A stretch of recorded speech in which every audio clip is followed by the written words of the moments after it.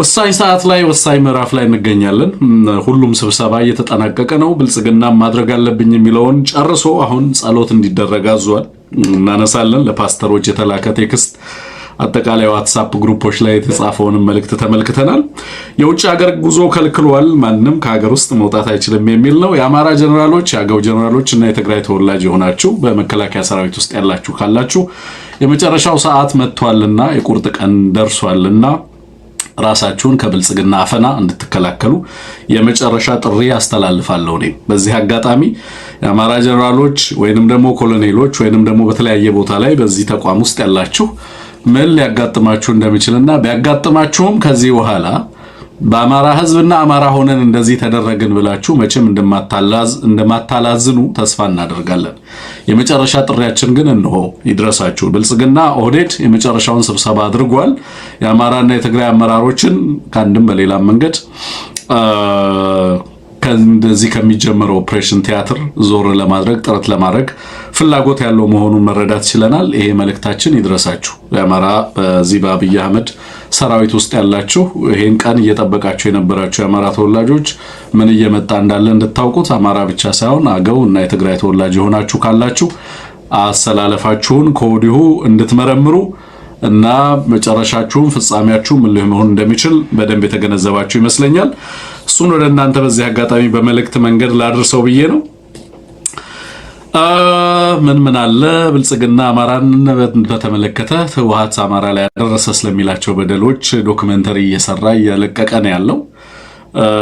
ሰምተን የማናቀው ነገር አይደለም፣ አይተን የማናቀው ነገር አይደለም። ግን ብልጽግና እንዴት አድርጎ እያቀረበው እንዳለ እየሰማን ያለ ነው። ስለሱ ምን ነግራችሁ ይኖራል። ስለ አማራ ጀነራሎችም ሌሎችም የትግራይና የአገው ጀነራሎችን በተመለከተም እንደዚሁ ደብረጽዮንም እንደዚሁ የመጨረሻ ያለውን ስብሰባ ያደረገ ይመስላል እና አብይ አህመድም በተለያየ ቦታ ላይ ያሉት እንደዚሁ ስብሰባቸውን እያጠናቀቁ ያሉ ይመስላል። ጸሎት ቅድም እንዳልኩት እንዲደረግ ታዘዋል። የውጭ ሀገር ጉዞ ተከልክሏል።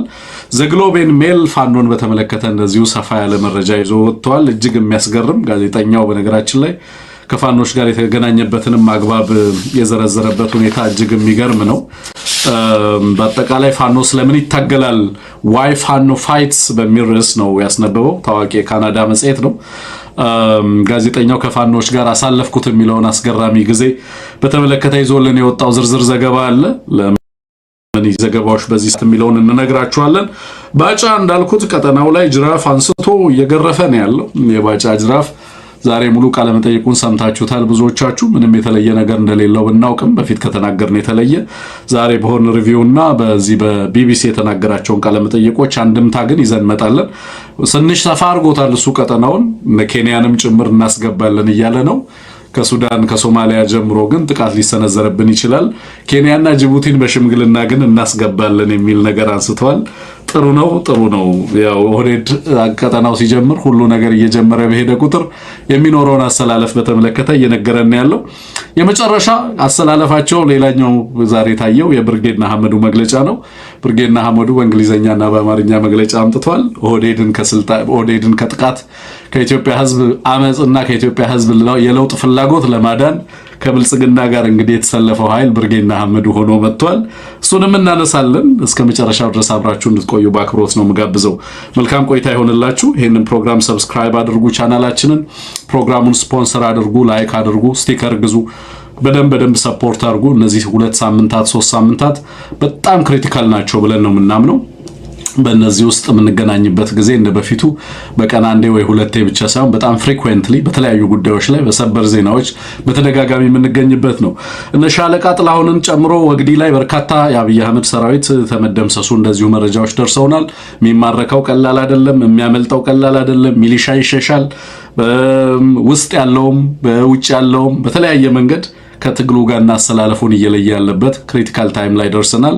ለኢትዮጵያና ለሕዝቦቿ በጎ ዘመን ይመጣ ዘንድ ምኞታችንን በዚህ አጋጣሚ እንገልጻለን። መልካም ቆይታ። አንሙት አለ አብሮኝ አንሙትን ጋብዛለሁ።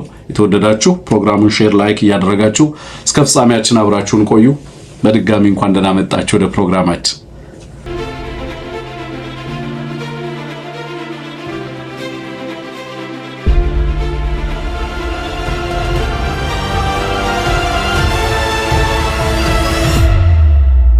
ያልከው በጣም አጀንዳው በርከት ብሏል። ዛሬ ምሽት የአብይ አህመድ የተንኮል ቃለ መጠይቅ ኦቢኤን ላይ ይለቀቃል ሲባል ነበር። እሱንም እንግዲህ ሰምተን በኋላ ትርጉሙን ይዘት መጣለህ ብዬ ተስፋ አደርጋለሁ። በጣም ብዙ ጉዳዮች ናቸው ያሉት። ቢቢሲ ላይ የመጀመሪያ ክፍል የባጫ ደበሌ ቃለ መጠይቅ ታይቷል። በባጫ ደበሌ ስም የወጣ ጽሁፍም ስንመለከት ነበረ። በአጠቃላይ ነገሮች ክሪቲካል የሚባለው እድገት ደረጃ ላይ ያሉበት ነው ማለት ይቻላል። ያገዛዙ መራወጥ የሚገርም ነው። እየታዘብነው ነው ያለነውና በእነዚህ ሁሉ ጊዜዎች እንዳልከው በርከት ያሉ ጉዳዮችን ተከታትሎ ማቅረብ ይፈልጋል። መልካም ቆይታ ይሆንልን። አመሰግናለሁ። አንሙት እንድንጀምር የምፈልገው ለአማራ ጀነራሎች ክሪቲካል ታይም ነው። አንሙት እየለየ ስላለ ኦህዴድ በዚህ ሰዓት ሊያደርግ የሚችላቸውን ነገሮች አስቀድመን በተለይ ደግሞ ከትግራይ ተወላጅ፣ አማራ ተወላጅ፣ ያገው ተወላጅ ለሆኑ በብልጽግና ሰራዊት ውስጥ ሆነው የአብይ አህመድን ስልጣን ለማስቀጠል እና በኢትዮጵያ ሕዝብ ላይ ጦርነት አውጀው የነበሩ ጀነራሎች እስከዛሬ ላለፉት 3 ዓመታት በሕዝብና በሀገር ላይ ያደረሱት በደል ይበቃል። አሁን ግን ሀገርን እና ሕዝባቸውን እንዲታደጉ አይደለም ጥሪው እየቀረበ ያለው። አንሙት ራሳቸውን እንዲታደጉ ይመስለኛል የመጨረሻው መልእክት መተላለፍ ያለበት። ምክንያቱም ኦህዴድ እነዚህን ሰዎች በጠላትነት ነው የሚፈርጃቸው። እንደምታውቀው ለኦህዴድ ተሰልፈው የራሳቸውን ሕዝብ እያደሙ የራሳቸውን ወገን እየወጉ ያሉ ኃይሎች ቢሆኑ ኦህዴድ ግን ወዳጅ አድርጎ የሚመለከታቸው ኃይሎች አይደሉም። በጠላትነት የፈረጃቸው ናቸው። የውስጥ ሰላዮቻችን ናቸው፣ አደጋዎች ናቸው። ስለዚህ ሁሉ ነገር ከመለየቱ በፊት እነዚህን አስቀድመን በአንድም በሌላ መንገድ መፍትሄ መፈለግ አለብን ለነዚህ የሚል ነገር እና እንደዚህ አይነት አቅጣጫ መያዙን ነው እየሰማን ያለ ነው። ስለዚህ ጥሪው ራሳቸውን እንዲያድኑ ነው። አሁን ከወገኖቻችሁ ጋር ተሰለፉ፣ ከኢትዮጵያ ሕዝብ ጋር ተሰለፉ የሚባልበት ጊዜ አይደለም። ግን ራሳችሁን ማዳን ትችላላችሁ ወይ ነው። ኦኬ በኢትዮጵያ ሕዝብ ላይ ካደረሱት በደል ግፍ አንጻር ምንም ቢደረጉ የኛ ጉዳይ አይደለም። ምንም ነገር ቢመጣባቸው ማለት ነው። ግን ትንሽም እድል ካላቸው ከሕዝብ ጋር የመሰለፍ እድል ካላቸው ትንሽም ነው ከሕዝብ ጋር ቆመን ታሪካችንን ቀይር የባንዳነት ታሪካችንን በቀደም አንድ ዶክመንተሪ ፋኖች የሰሩትን እያየው ነበርና ታላቅ ጀብድ በመስራት የባንዳነት ታሪኩን ያደሰው በሚል የተሰራ አንድ የፋኖ ዶክመንተሪ እየተመለከትኩ ነበር። ታላቅ ጀብድ በመስራት የባንዳነት ታሪኩን ያደሰው የሚል እና በጣም ስስቅ ነበረ። ርዕስ አሰጣጡን ተመልክቼ ማለት ነው። አሁንም የባንዳነት ታሪካቸውን ለማደስ ትልቅ ጀብድ የመፈጸም እድል ካላቸው እነዚህ ሰዎች ፈረሱም ሜዳውም ይኸው የቁርጥ ቀን ደረሰ። አሁን ወዲህ ወዲያ ማለት የለም። ጅብ ከሚበላ የሚለውን ነገር አንሙት። በዚህ አጋጣሚ ለማስተላለፍ ነው። ለኢትዮጵያ ሕዝብ ይጠቅማሉ፣ ይፈይዳሉ፣ እነዚህ ሰዎች አቅም አላቸው፣ ስኪል አላቸው ብዬ አይደለም። ግን ደግሞ በማንነታቸው ምክንያት ይሄ ነገር ደረሰባቸው እየተባለ ነገ ሌላ ነገር እንዳይመጣ ዛሬ ራሳቸውን የሚያድኑበት እድል ካለ እየመጣ ያለው መረጃ ያንን አቅጣጫ የሚያሳይ ነው። እነዚህ ሰዎች ውስጣችን ሆነው ስጋት ናቸው የሚል ግምገማ ተይዟል በኦህዴድ በኩል። ስለዚህ አስቀድሞ መረጃውን አድርሶ ራሳቸውን እንዲያድኑ ጥሪ ማስተላለፍ የተገባ መስሎ ስለሰማን ነው። አንሙቴን መልእክት እናስተላልፈው። እንደው እዚህ ላይ የምትጨምረው ነገር ካለ አንተም ትንሽ በልበት። ትክክል ነው፣ ተገቢ ነው። የመጨረሻው ጊዜ እየደረሰ ነው። በዚህ ወቅት ራስን ለማዳን ብቻ አይደለም፣ በመጨረሻም ሰዓት ቢሆን ከህዝብ ጎን መቆምን ማረጋገጥ በደርግ ጊዜም የነበሩ ጀነራሎች ያደርጉት ነበር። በተቻላቸው አቅም አገዛዙ ስርዓቱ ህዝብ ላይ የሚያደርሰውን ነገር ሲመለከቱ ያንን በመቃወም ብዙ አይነት እርምጃዎች ለመውሰድ ደርግ ራሱ እኮ የዚያ ወጣት ነው አይደል? ይህንን አገዛዝን እምቢ ያለ ወታደራዊ መኮንኖች ናቸው እንግዲህ ደርግን መስርተው የሄዱት። በኋላ የራሱም ጀነራሎች ራሱን ጥፋቱን ሲመለከቱ ደግሞ እርምጃ ሲወስዱ ነበርና ይህን ሁሉ ጥፋት እየተመለከቱ የማያቋርጥ 6 ዓመት ሙሉ ከህዝባቸው ጋር በየወረዳው እየተፋጁ ያሉ ጀነራሎች ይህን የሚመለከቱ ጀነራሎች ቢያንስ ካለፈው ጊዜ ትምህርት ሊወስዱ ይችላሉ ብዬ አስባለሁ። አሁን እርግጠኛው ነው መናገር የሚቻለው ብርሃኑ ጁላ በጦርነት ከደነደኑት፣ በጦርነት ከሰለጠኑት፣ በጦርነት ብዙ ልምድ ካገኙት የአማራ ጀነራሎች፣ የትግራይ ጀነራሎች፣ አልፎ ተርፎ የኤርትራ ጀነራሎች፣ የኦኤልኤ ወይም የሌሎች ጋር ተዋግቶ ሊያሸንፍ የሚችልበት ሁኔታ የለም። ኦህዴድ አሁን የቀጠናውን ኃይል ሊያሸንፍ የሚችልበት ቁመና ላይ አይደለም ያለው። እባካችሁ ተው፣ አትተባበሩ እያለ እየለመነ ነው። ጽምዶን ተውት ነው ሲለን የዋለው ዛሬ ባጫ። ስለዚህ ጽምዶን ተውት ሳይሆን እኛ ደግሞ አገዛዙን ተውት፣ እናንተ ጀነራሎች፣ እናንተ የህዝብ ወገን መሆን የምትችሉ ሰዎች አሁን ጊዜው ደርሷል። በዚህ ወቅት ላይ ከህዝብ ጎን መሰለፍ በጣም በጣም ወሳኝና አስፈላጊ ነው። ምክንያቱም ያለፈው 6 ዓመት ብቻ አይደለም ይህ አገዛዝ እየገባባቸው ያሉ ጦርነቶች አንድም እድሜውን የሚያሳጥሩ ናቸው።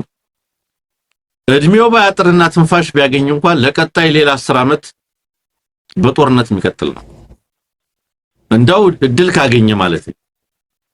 ስለዚህ የዚህ አካል መሆን ታሪክን ማቆሸሽ ነው እውነት ለመናገር እና በማምሻ እድሜያችሁ ባለቀ ሰዓት ከዚህ አገዛዝ ጋር አትሰለፉ የሚለውን ጥሪ እኔም እጋራለሁ ለማለት ነው። ያ የመጨረሻው ጥሪ ይመስለኛል። አንሙት አሁን ከኦህዴድ ጋር ውጊያ ይደረጋል አይደለም፣ ኦህዴድን በቁጥጥር ስር የማዋል ሂደት ነው ቀጣዩ ሂደት እንጂ ኦህዴድን እንደ ተፋላሚ ኃይል መቁጠር አይቻልም። ምክንያቱም ፖለቲካሊ በዝርራ ተሸንፏል። በወታደራዊ አቅሙን ተመልክተዋል።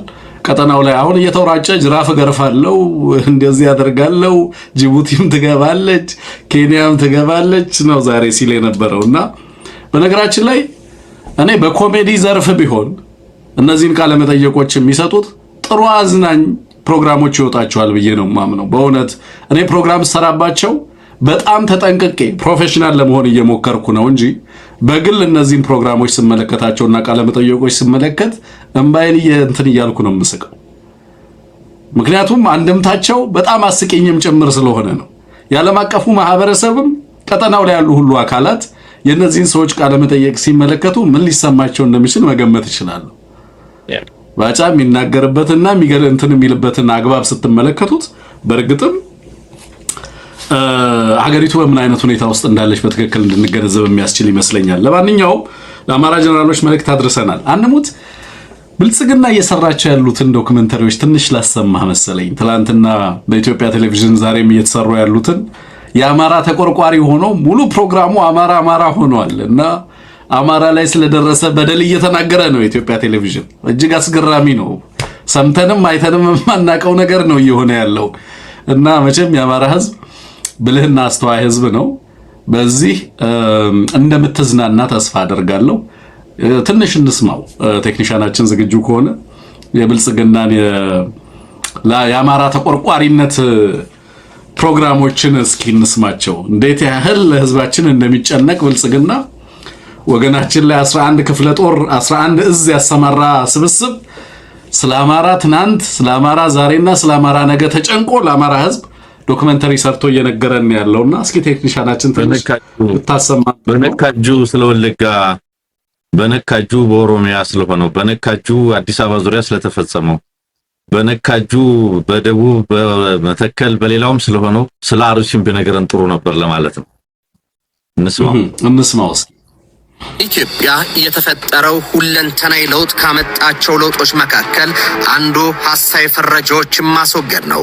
ጠባብና ትምክህተኛ የሚሉ ፍረጃዎችን ነክሶ በማውጣት ረገድ ስኬታማ ነው። ዛሬ ባለው የፖለቲካ ስርዓት ውስጥ እንዲነ ተብሎ የተፈረጀ ህዝብ የለም። የመንግስት ሰነዶች አብሮነትን ለመኳል እንጂ እንደ ህወሓት ዘመን ህዝብን በአጠቃላይ በመፈረጅ ስርዓታዊና መዋቅራዊ ማግለልን አይፈጽሙም። ከዚያ ይልቅ ክልሎች ጸጋዎችን እንዲጠቀሙ ምቹነትን የደለደለ ነው። ጠቅላይ ሚኒስትር ዶክተር አብይ አህመድ ከአሚኮ ጋር በነበራቸው ቆይታ ባለፉት 8 ዓመታት መንግስት በክልሉ ያከናወናቸውን ስራዎች አብራርተዋል። ጠቅላይ ሚኒስትሩ የአማራ ክልል የኢትዮጵያ የጀርባ አጥንት፣ የረዥም ዘመን ታሪኳ የማይናወጥ ምሰሶና የሀገሪቱ የብልጽግና ጉዞ ቁልፍ ሞተር መሆኑን በማንሳት መንግስታቸው የሀገሪቱ ሞተር ነው አማራ ብሎ መጣ። ትግራይ የኢትዮጵያ ሞተር ነች ሲባል እናስታውሳለን። አንሙት አሁን ደግሞ ላለፉት 6 ዓመታት በጦርነት ሲፈጀው የነበረውን ህዝብ፣ በበሽታ በረሃብ ሲፈጀው የነበረውን ህዝብ፣ በጥይት የሀገሪቱን ሁሉ ክፍለ ጦሮች በድሮን ህዝባችንን ሲያጭድ የነበረ ስብስብ ዛሬ የሀገሪቱ የጀርባ አጥንት አማራ፣ የሀገሪቱ ኩራት አማራ ባንተ ነው እቺ ሀገር ተጠብቃ የቆየችው እያለ ዶክመንተሪ መስራት ጀምሯል። አንሙት ባክ ቱ ስኩዌር ዋን ነው እና ተመልሶ ብልጽግና ወደዛ ዘመን ተመልሶ አማራን ዛሬም እንደ ጭድ ከፊት ጎዘጉዟለሁ ብሎ እንዲህ አይነት ዶክመንተሪዎችን እየሰራ ነው ያለውና የአማራ ህዝብ በጣም በመዝናናት ነው ብልጽግናን እየተመለከተ ያለው በአሁን ሰዓት። በነገራችን ላይ ትግሉ ያፈራው ውጤት ትግሉ ሚዛን አዛብቶ ኦህዴድን በዚህ ደረጃ አስቀምጧታል። አሁን ባለችበት ደረጃ እንድትቀመጥ አድርጓታል። ስለዚህ ቀጣይ የጀመርከውን ስራ እና የጀመርከውን ነገር ትቋጫለህ ብለን ተስፋ እናደርጋለን። የአማራ ህዝብ አሁን ላይ ያለውን ነገር ግን አንሙት። በዚህ መንገድ ህብረተሰቡና ለህብረተሰቡ በዚህ አይነት ፕሮፓጋንዳ ውስጥ ተዘፍቆ እየሰራ ነው ያለው የሚለውን ነገር በደንብ እንድትመለከተው ነው። እንደው ሐሳብ ከሰጠህበት ደስ ይለኛል። መልካም። ለምን መሰለ ያ ህዝብ እኮ ትናንትና ዋጋ ከፍሎ ህይወት ገብሮ ሰራዊት ቀልቦ ሰራዊት ሆኖ ሰራዊት አክሞ ልጆቹን አባቶቹን ወንድሞቹን አሰልፎ ወንበር የታደገ ህዝብ ነው። ገንዘቡን ሀብቱን ሳይሰስት ኦፍ ኮርስ ራሱን ለመከላከልም በመሰረታዊነት በፕሮፓጋንዳውም በዲያስፖራ እንቅስቃሴውም አገር ውስጥ በነበረው የጦርነት ጥሪ ውስጥና ሂደት ውስጥ ትልቅ ሚና ነበረው። ያኔ እንደዚህ የተጨነቀ ቀን እንደዚህ ከጎኑ የነበረ የአማራ ህዝብ ያ ገንዘቡን የሰጠ ባለሀብት ተባሯል። ትናንት በዘመቻ በፕሮፓጋንዳ አብረውት የነበሩት ጋዜጠኞች እና አክቲቪስቶች ወይ ታስረዋል ወይ ከሀገር ተሰደዋል። ትናንት ከጎኑ የነበረውን ህዝብ ላይ ጦርነት አውጆ የአማራ ወጣት የራሱን ሰራዊት ምንድነው ያገዛዙን ሰራዊት እየቀማ እየታጠቀ ትልቅ ኃይል አደራጅቶ እየወጋው ነው ያለው። ያኔ ባህር ዳር ሄዶ በመደበኛ ሰራዊት ስላልቻል ነው እንደ ህዝብ ወጣችሁ ታገሉ ብሎ ጥሪ እንዳቀረበው ዛሬ ያንን ጥሪ ተቀብሎና አክብሮ ሊዘምት የሚችል የአማራ ህዝብ የለም። የአገዛዝ ከፍተኛ ጦርነት የመጣበት ነው። የከፈታቸው ጦርነቶች የከፈታቸው ቅራኔዎች በሙሉ ሌላ ቅርጽ ሌላ መልክ ይዘውበት መጥተዋል። ትናንት እንደዋዛ የተነኮሰው ሱዳን ዛሬ ሌላ ሆኗል። ትናንት እንደዋዛ በብራባዶ የወደብ ባለቤትነት ትርክት ይዞት የቀረበው ኤርትራ ሌላ ጣጣ ሆኖበታል። ትጥቅ አይደለም ምናምን አስፈታለሁ ብሎ የሄደበት አማራ ሌላ ሆኗል። ሰብረነዋል፣ አድቅቀነዋል፣ ሽንፈት ክፉ ነው እያለ የተሳለቀበት ትግራይ ዛሬ ሌላ ጉልበት ሆኖ መጥቷል። ከምንም ያልቆጠረው አፋር፣ ጋምቤላ፣ ጉሙዝ ታጥቆ የሱን ሰራዊት እየተዋጋ ነው ያለው። የኦሮሞ ጥያቄ ተመልሷል ቢልም የኦሮሞ ልጆች ጫካ ቁጭ ብለው እየተዋጉት ነው ያሉት። በዚህ ሁሉ ምክንያት ልክ ያን ጊዜ ወደ ስልጣን ሲመጣ እናንተን የመሰለ የለም እያለ በመላው ኢትዮጵያ እየዞረ መቀሌ ታስታውሳለህ በጻይ መለስ እያለ የኢትዮጵያ ሞተር ነሽ እያለ የዚያን ጊዜ ትግራይ ላይ አግኝቶት የነበረው ተቀባይነትና ሙቀትና ጨብጨባ ቀላል አልነበረም። ሶማሌ ክልል ነው መጀመሪያ ሄዶ ታስታውሳለህ፣ ቀላል አልነበረም። በዚያው ጎንደር መጣ፣ ባህር ዳር መጣ፣ ቀላል አልነበረም። እናንተን የመሰለ የለም የአራት አይና ጎሹ ልጆች እያለ አማራን እንዳላሞካሸ ዛሬ አይን የሚያፈሱ ወታደሮቹን ልኮ ይጨፈጭፋል። ትናንት እንጀራ ተሸክማ በዱር በገደል የሱን ሰራዊት መግብ የነበረች እናት ዛሬ በሱ ሰራዊት ትደፈራለች። ስለዚህ ህዝብ ከሱ እንደተነጠለ ግልጽ ነው። በሆነ ቃለ መጠይቅ በሆነ ጉብኝት ዲስኩር ቆንጥጧቸው ምናምን በሉ በማለት የሚመለስ ልብ የለም።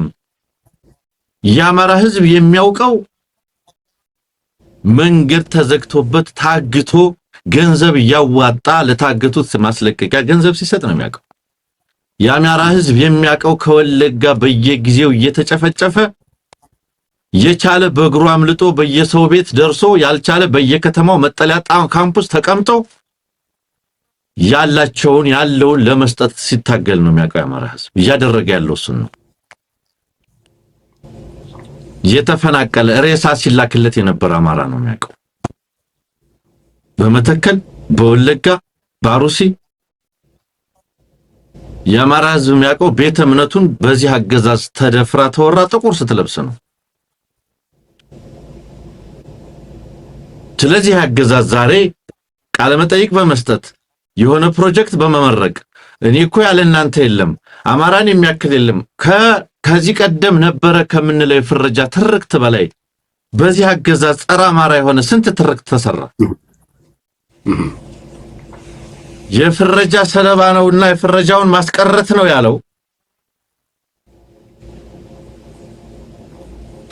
ጃዊሳ ጽንፈኛ አልቃሾች ምን ያላለን አለ። ያልቅስ እኮ ነው ያለው።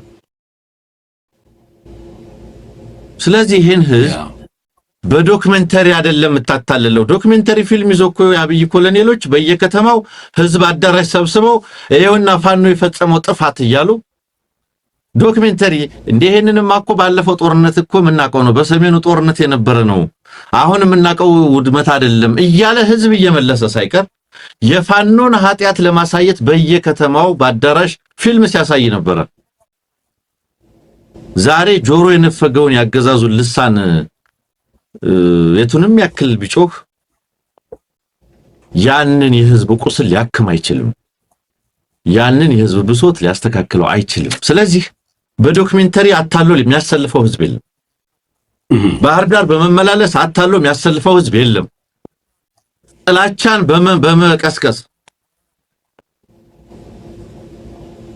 ትናንት ዮሐንስ ወጋችሁ፣ ዛሬ ይሄ እኮ ኤርፖርታችሁ ወያኔ ነበር ያወደመባችሁ፣ እንደዚህ ያደረገባችሁ እሱ ከፈጸመው ሁኔታ አኳያ ሲታይ የአማራ ህዝብ አሁን ኤርፖርት አይደለም አጀንዳው፣ ህልውና ነው።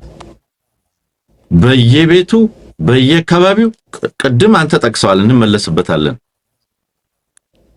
የኦሮሚያ ልዩ ኃይል አባላት መጡ ይላል አንድ ቅድም በፎቶግራፊ ወጣ የዋይፋኖ ፋይትስ ሚለው ታሪክ ላይ የኦሮሞ ልዩ ኃይል ወደ ቤት መጣና እጅን አውጣ ብሎ አማራ የሚተኩሰው በየትኛው ጣቱ ነው አለኝ። በዚህ ነው ብዬ ግራ ጠቋሚ ጣቴን አሳየው፣ ያንን ቆረጠው። ከዛ በኋላ ልዋጋ ፋኖን ተቀላቀልኩ ሚል የአንድ ሰው ታሪክ ከነ ፎቶግራፍ አስቀምጧል። አማራ ጥይት የሚተኩሰው በየትኛው ጣቱ ነው ብሎ በጠቋሚ ጣት ነው ሲባል ጠቋሚ ጣት የሚቆርጥ ወታደር ነው የላከው አብይ አህመድ። ይሄ አገዛዝ ወደ አማራ የላከው። አማራ በእያንዳንዱ ቤት ምን እየተፈጸመ እንደሆነ ምን እንደተፈጸመ በጎረቤቱ በቤቱ በቀበሌው በወረዳው ምን እንደተፈጸመ ያውቃል።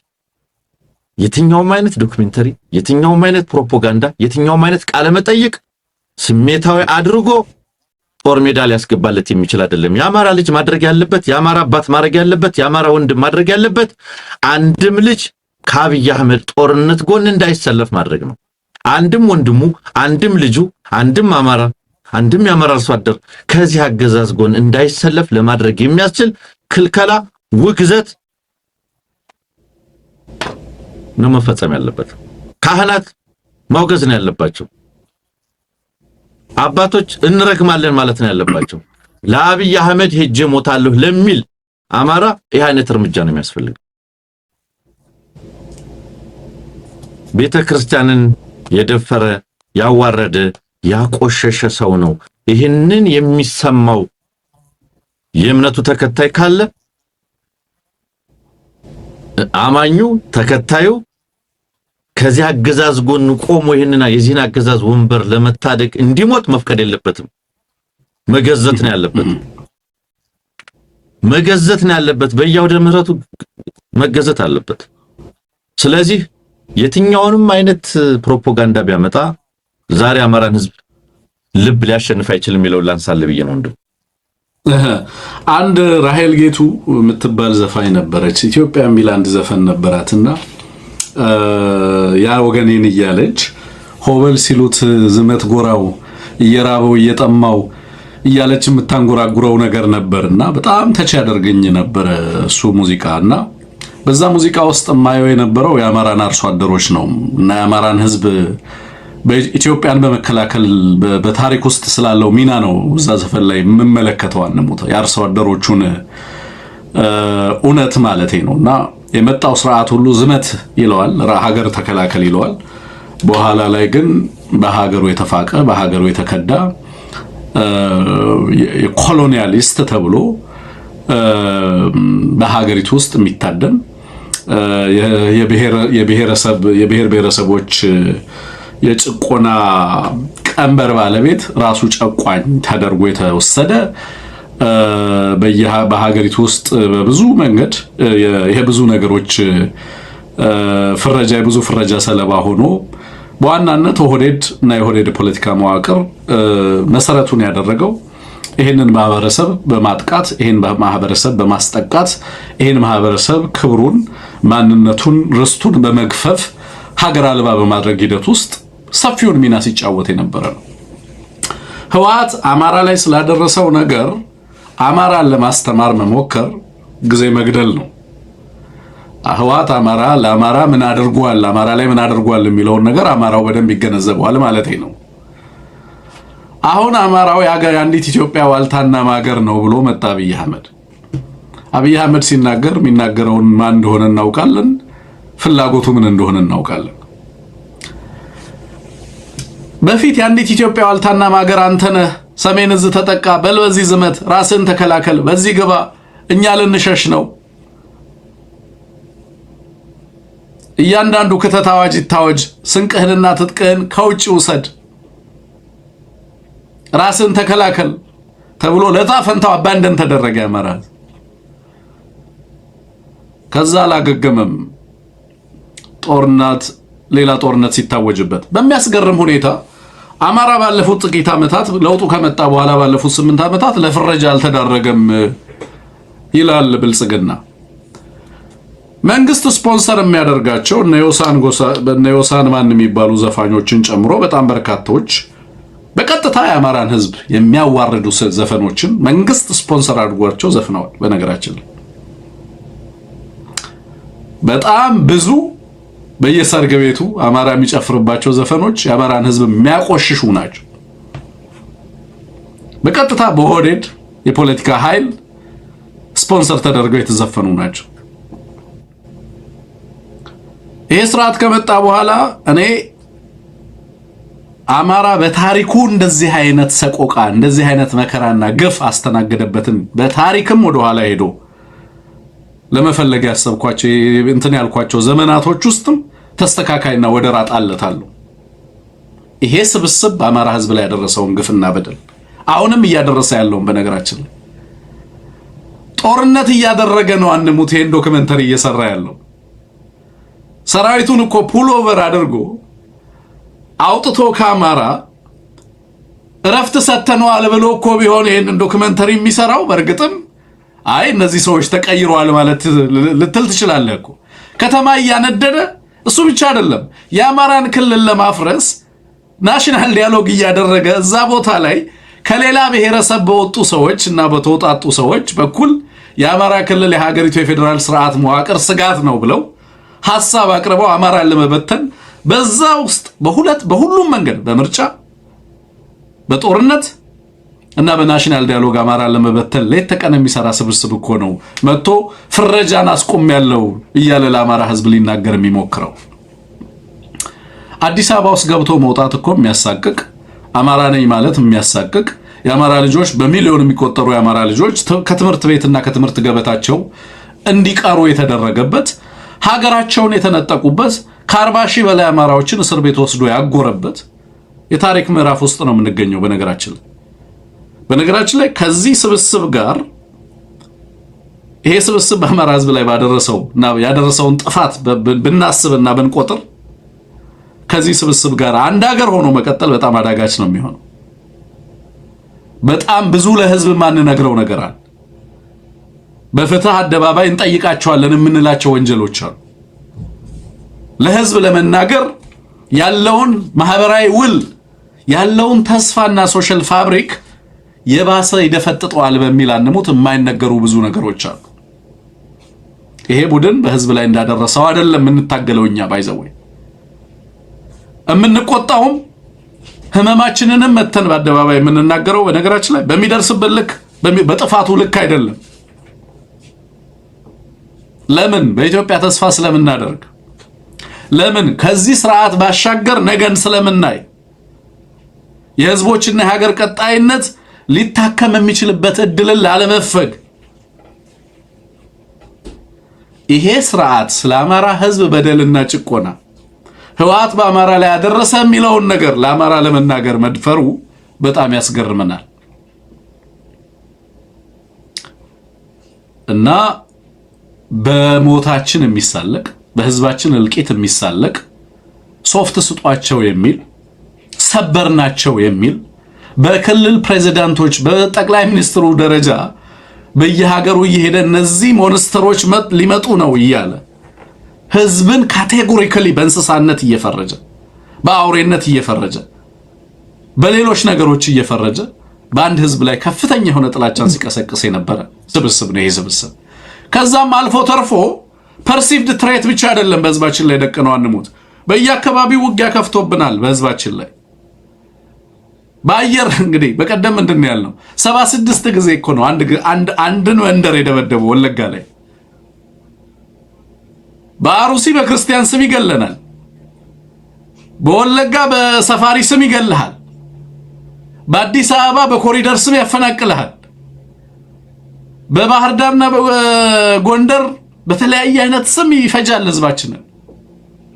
ጽንፈኛ ባዳ ባዕድ ባንዳዎች ከሃዲ የማይለው ነገር የለም። ሀገርንና ህዝብን አርሶ አደሮቻችንንና የህዝባችንን ትግል እያቃለለ ሲያሻው ዲስሚስ እያደረገ ሽፍቶች እያለ የጅብ ቆዳ የሚለብሱ እያለ ምን ያላደረገው ነገር አለ? የአማራን ህዝብ ጡት የሚያጠቡ የአማራ እናቶችን እኮ ነው ወስዶ እስር ቤት ያሰረው።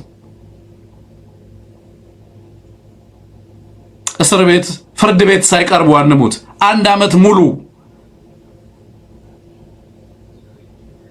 አካላቸው በኤሌክትሪክ እየተጠበሰ ምን ያላደረገው ነገር አለ? ኦህዴድ በህዝባችን ላይ ምን ያልፈጸመው ነውር አለ? ከዚህ ጋር የሚቆሙና ሊቆሙ የሚፈልጉ አማራዎች የሉም። በእኔ እምነት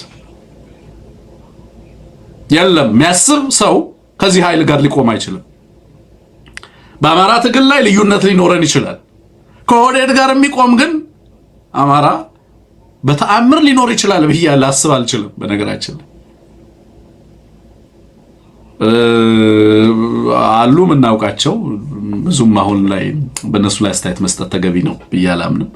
ግን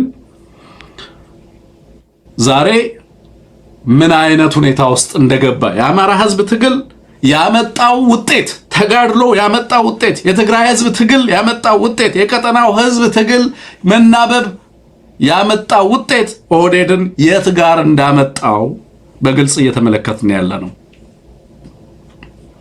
አሁን በቀጣይ ቀናቶች ውስጥ እነንትና እንደዚህ ያደረጉ ብሎ ንጹህ አማራ ላይ እርምጃ ጥቃት በቀደም ተናግሬያለሁ። ሃይማኖትን ከሃይማኖት ለማጋጨት መንፈሳዊ ተቋማትን ያወድማል። ብሔርን ከብሔር ለማጋጨት በአንደኛው አካባቢ አማራን ደግሞ በሁሉም አካባቢ ላይ ደግሞ ታርጌት የሚያደርገው አማራን ነው። ምክንያቱም እንትን የለውም ባለቤት የለውም ህዝቡ ለረጅም ጊዜ ስቴትለስ ሆዶ የኖረ ህዝብ ነው። ገባ? በሀገሩ በህግ የተፋቀ ነው። ስለዚህ በወለጋ ብትገለው ሸሽቶ ደብረ ብርሃን ይመጣል። ደብረ ብርሃን ሲመጣ የአማራ ክልል ልዩ ኃይል አባረው ይባላል። ስለዚህ ባለቤት አልባ የሆነ ህዝብ ነው። ያለምንም ከልካይና ጠያቂ ጠባቂ የተተወ ህዝብ ነው የነበረው አይደል? ዛሬ እኮ ነው ሰብሳቢ ያገኘው በአማራ ብሔርተኝነት ጥላ ስር እንዲሰባሰብ በጋራ እንዲቆም በአፋብን ስር እንዲሰባሰብ የሆነው ዛሬ ነው። ዛሬ ይሄንን ትርክት ይሄንን ዶክመንተሪ ለአማራ ይዞ መምጣቱ ብልጽግና ምን አይነት ሁኔታ ውስጥ እንደገባ በትክክል እንመለከታለን። ግን ስቃችሁ ለፉበት፣ ሳቁበትና አለፉት። ኦህዴድን ለኩበት። እኛ የምንመለከተው አሁን ባጫን እኔ እንደ ባጫው ሜትር ነው የምመለከተው። ሜትር አድርጌ ነው የምመለከተው። የብልጽግናን ሙቀት ነው መለካበት። ዶክመንተሪውንም ሚዲያውንም ፕሮፓጋንዳውንም በዛ ልክ ነው መለካው። ብልጽግናን ሊያድን የሚችል የፖለቲካዊ አውድ የለም፣ ቀጠናዊ አውድ የለም፣ ዓለም አቀፋዊ ሁኔታ የለም። ለዛ ነው ቅድም ጀነራሎቹን ምናምን ቢ ስማርት እምለው አንሙት እነዚህን ሰዎች ፖለቲካ ለማስተማር ጥረት እያደረግን ነው ያለ ነው። ኦኬ ዶንት ቢ ናይቭ። አንድ ኢንቨስተር ገንዘቡን ኢንቨስት የሚያደርገው አጠቃላይ ሀገሪቱ ውስጥ ያለውን ፖለቲካዊ፣ ማህበራዊ፣ ተቋማዊ አጠቃላይ ፖለቲካዊ፣ ኢኮኖሚያዊና ማህበራዊ ሁኔታዎችን በደንብ ትንተና ሰርቶ ነው። ከአብይ አህመድ ጋር ለመቆም በዚህ ሰዓት ሚሊዮኖች ቢከፈሉ ጋምብል ብታደርግ በህይወት ነው የምትቀልደው። you are betting on your life that's it so ያካበታችሁት ሀብት አለ ጀነራሎች አይደለም በቃ ሀብታችሁን ለመብላት መኖር አለባችሁ በኔ እምነት። ስለዚህ ቢ ስማርት ኦኬ ስማርት ሁኑና መወሰን ያለባችሁን ወስኑ። ከህዝብ ጋር ቆሙ፣ ህዝብ ያሸንፋል ነው እያልን ያለነው። ሶ የነዚህ አይነት ዶክመንተሪዎች እኛን ከማዝናናት የዘለለ በእውነቱ ብልጽግና ምን አይነት ስርዓት እንደሆነ ህዝብን እንድናስተምርበት ከመጥቀም የዘለለ እኔ ዶክመንተሪውንም የሚሰሩ ሰዎችን ማድነቅ እፈልጋለሁ በዚህ አጋጣሚ። በነገራችን ላይ አንሞት እዛ ውስጥ ሆነው ስለ ህወሓት የሚነግሩን እዛ ውስጥ ሆነው አማራ ላይ ስለደረሰው በደል ሊነግሩን የሚፈልጉን ሰዎች በጣም ነው ማደንቀው። አማራ ክልል ሄደው አያውቁም ማለት ነው። ማጀቴ ይኸውልህ ዛሬ አንሙት ማን ነው ሴግሬድ ሞዶላ ይመስለኛል የዚህ ዘ ግሎብ ኤንድ ሜል ጋዜጠኛ አማራ ክልል ሄዶ ነበር። ከወር በላይ ነው ፕላን ያደረገው መንግስት ሳያየው ከፋኖች ጋር ለመገናኘት ከወር በላይ ፕላን አድርጎ ነው ዘ ግሎብ ኤንድ ሜል።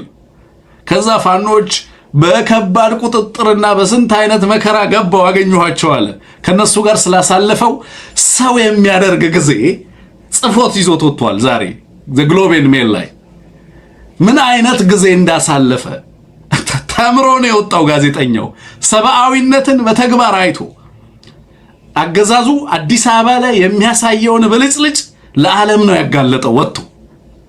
ምን አይነት ትግል እያደረገ ነው አማራ፣ ለምን ይታገላል አማራ የሚለውን እንድጠይቅ አደረገኝ ነው የሚለው። አዲስ አበባ ላይ ያሉት ይህን ዶክመንተሪ የሚሰሩ ሰዎች ግን አንዳቸውም አማራ ሄደው አያውቁም።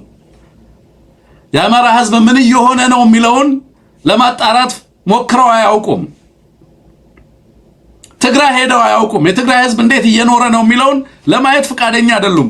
ወለጋ ኦሮሞ እንዴት እየኖረ ነው የሚለውን ለማወቅ ፈቃደኛ አይደሉም። እነዚህ ጋዜጠኞች የአውሮፓ ጋዜጠኞች፣ የካናዳ ጋዜጠኞች ከአሜሪካ ሄደው ሌሎች ቦታዎች ላይ ሄደው ምን እየተደረገ ነው ሀገሪቱ ውስጥ የሚለውን ነገር ለማየት ሲሄዱ፣ እነዚህ ግን በአማራ ህዝብ ላይ ዝም ብለው 5 ዘፈን ልንገራችሁ።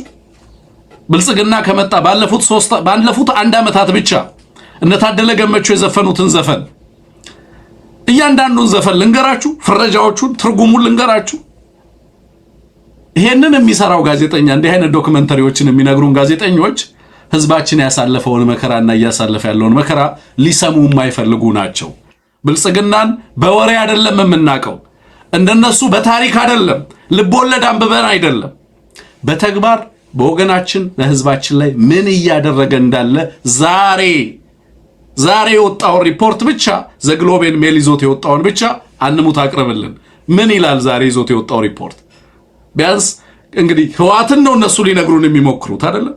ዛሬ የዓለም ጋዜጠኞች ዘ ግሎብ ኤንድ ሜል አብይ ምን እያደረገ ነው አማራን የሚለውን ነገር እንዴት ይዘውት እንደወጡ ትንሽ እንደው ብታቀርብልን ደስ ይለኛል። መልካም። እኔ በፎቶግራፍ የወጣውን ነው የተመለከትኩትኝ። በጣም አስገራሚ ታሪኮችን አካቶ ነው ይዞ የወጣው። እውነት ለመናገር ቅድም ለመጠቆም እንደሞከርኩት የተለያዩ ታሪኮች ናቸው። ለምንድነው ፋኖ የሚታገለው? ለምን ይታገላል የሚለውን ነገር እንግዲህ ጋዜጠኛው አብሮ እየዞረ በነገራችን ላይ በዓለም አቀፍ ሚዲያ ፋኖ በዚህ ደረጃ በፎቶግራፍ የታገዘ ፐብሊሲቲ ተሰርቶለት አያውቅም። ይሄ እንደ መግቢያ የተቀመጠው ነው። ነገር ግን በጣም በስፋት በእያንዳንዱ ስቶሪ ላይ ግለሰቦችን ታሪካቸውን የጻፈላቸውን ሳይቀር ለምሳሌ ቅድም ያልኩትን ገለጠ በለጠን በተመለከተ የ45 ዓመት ሰው እንዴት ወደ ትግል እንደገባ አፋብንን እንዴት እንደተቀላቀለ በነገራችን ላይ አማራ ፋኖ ናሽናል ሙቭመንት ብሎ ነው እየገለጸ ያለው። በኢንሰርጀንት በሚባል ካቴጎሪ እኛ ኢንሰርጀንት ነው ብለን አናስብም። ከዛ መንግስት መሆኑን ነው የምናውቀው ፋኖ። በዚህ ደረጃ ዓለም አቀፍ እውቅና ፐብሊሲቲ የተሰጠው እንደ አንድ ፖለቲካል ፎርሚደብል የምትለው አይነት የፖለቲካል ፎርስ ተደርጎ ሲተዋወቅ አይቻለው ከምን ሜይንስትሪም ሚዲያ ይሸሻዋል። በፎቶግራፍ እየታገዘ ታሪኮች እየወጡ ለምን ትግል ገባህ እየተባለ የኢንዲቪጁዋል ስቶሪስ በጣም ሴንሲቲቭ የሆኑ የግለሰብ ታሪኮች እንደ በለጠ አይነት አርሶ አደር ነበርኩኝ የኦሮሚያ ልዩ ኃይል መጡ ወደ ቤቴ መጡ ከዛ በኋላም ጥያቄ ጠየቁኝ አማራ ጥይት ለመተኮስ የትኛውን ጣቱን ይጠቀማል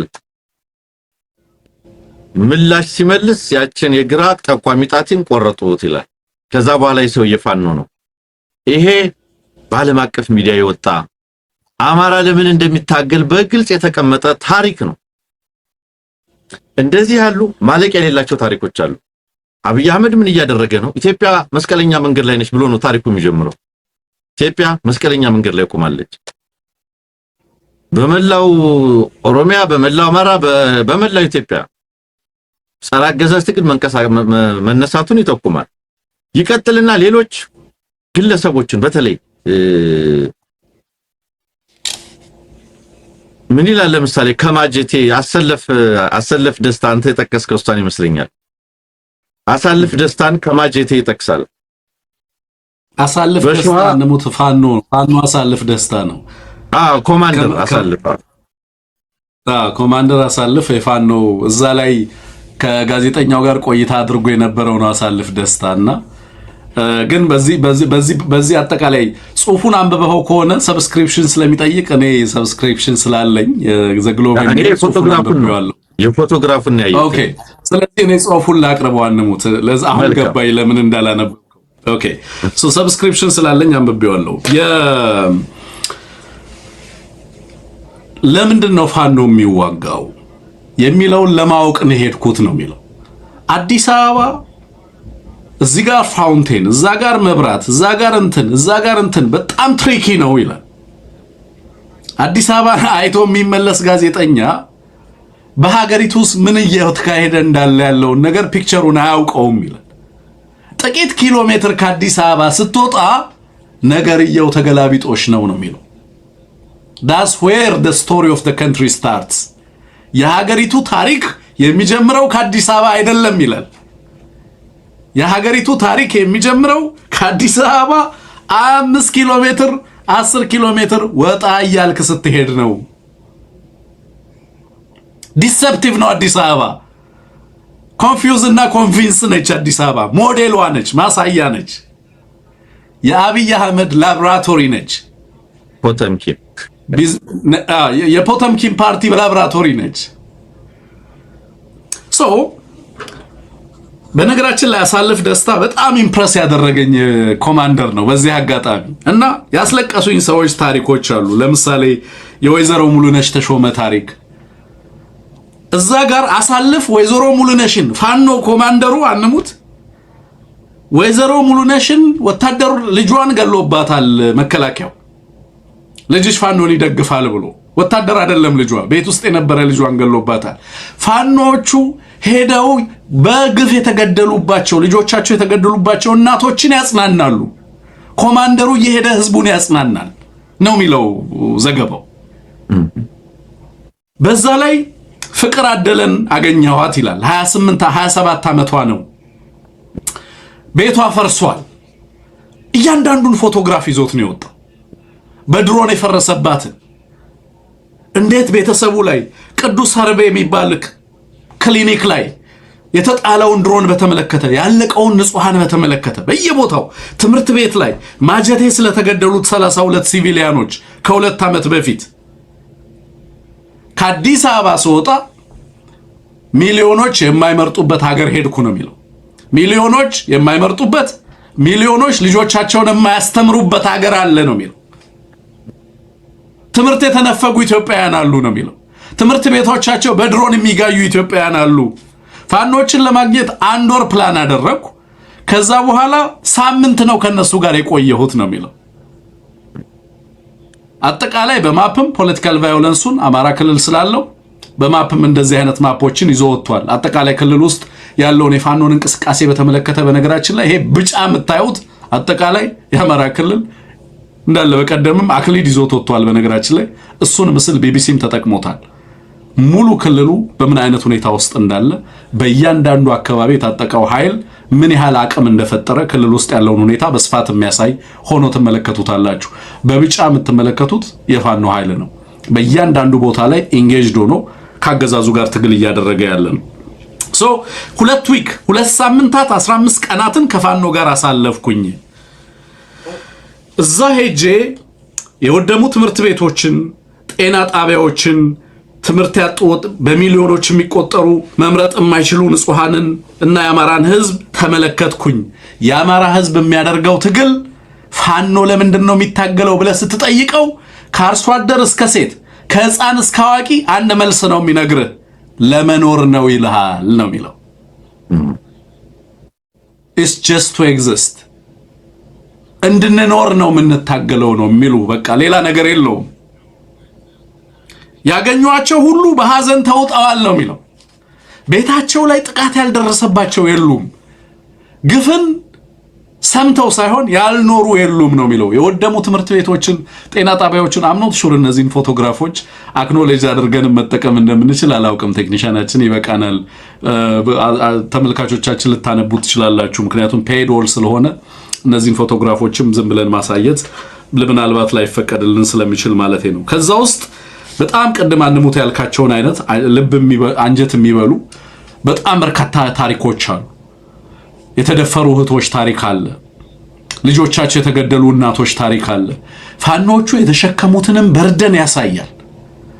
መታገል ብቻ አይደለም፣ ህብረተሰቡን በማጽናናት ስነ ልቦናውን መልሶ በመጠገር ረገድ ህዝቡ ለምሳሌ ትምህርት የተነፈጉትን በዛፎች ስርም ትምህርት እንዲሰጥ ለማድረግ ሕክምና ያጣውን በተለየ መንገድ ራሱ በሚያሰለጥናቸውና በሚያስተምራቸው ሐኪሞች እዛው ማህበረሰቡ ሕክምና እንዲያገኝ ለማድረግ ጥረት እንደሚደረግ ሁሉ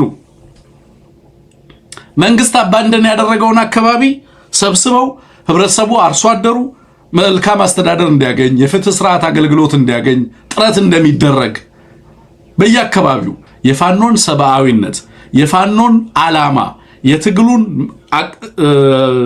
ዓላማ የህዝቡና በፋኖ መካከል ያለውን መስተጋብር ሲያነሳ ደግሞ እዛ ጋር አርሶ አደሮችን ያነሳል። ፋኖች ወዳሉበት አካባቢ ሄደው እንዴት ህዝቡ ፋኖችን እያወደሰ ቅኔ እንደሚቀኝ ሙዚቃን እንደሚዘፍን በየዕለት ተግባሩ ማህበረሰቡ ስለ ፋኖች አውርቶ እንደማይጠግብ በየአካባቢው ለኛ ህይወታቸውን ሊሰጡን የወጡት የሚሉ እናቶችን፣ ወንድሞችን፣ አባቶችን እንደሚያገኝ በዛ አካባቢ ላይ ጋዜጠኛው በስፋት ዘገባዎችን ሰርቷል። በርካታ ፎቶግራፎችን ይዞ ነው የወጣው። በርካታ ታሪኮችን በዚህ ውስጥ ለመዘገብ ጥረት አድርጓል።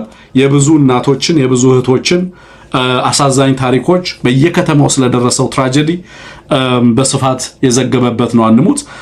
አንደኛ በፋኖና በማህበረሰቡ መካከል ስላለው መስተጋብር፣ ስለ ፋኖ ሰብአዊነት፣ ፋኖ የሚታገልበትን ዓላማ ያለውንና የፈጠረውን አቅም በተመለከተ ምን አይነት ጉልበት ፈጥሯል፣ ምንድነው ዓላማው፣ እርስ በርሱ ወጥ ድርጅት ነው ወይስ ከዚህ በፊት ፍራግመንትድ ነው እየተባለ ነበር አይደለ? ዘገባ የሚሰራው ፋኖ በየአካባቢው ፍራግመንትድ ነው፣ በየአካባቢው የጎበዝ አለቃዎች አሉ፣ በተቋም አይመራም፣ በድርጅት አይመራም፣ የእነንትና ፋኖ የሚባል አለ፣ የነገሌ ፋኖ የሚባል አለ፣ ለዚህ ዓላማ ነው የሚታገለው ይባላል።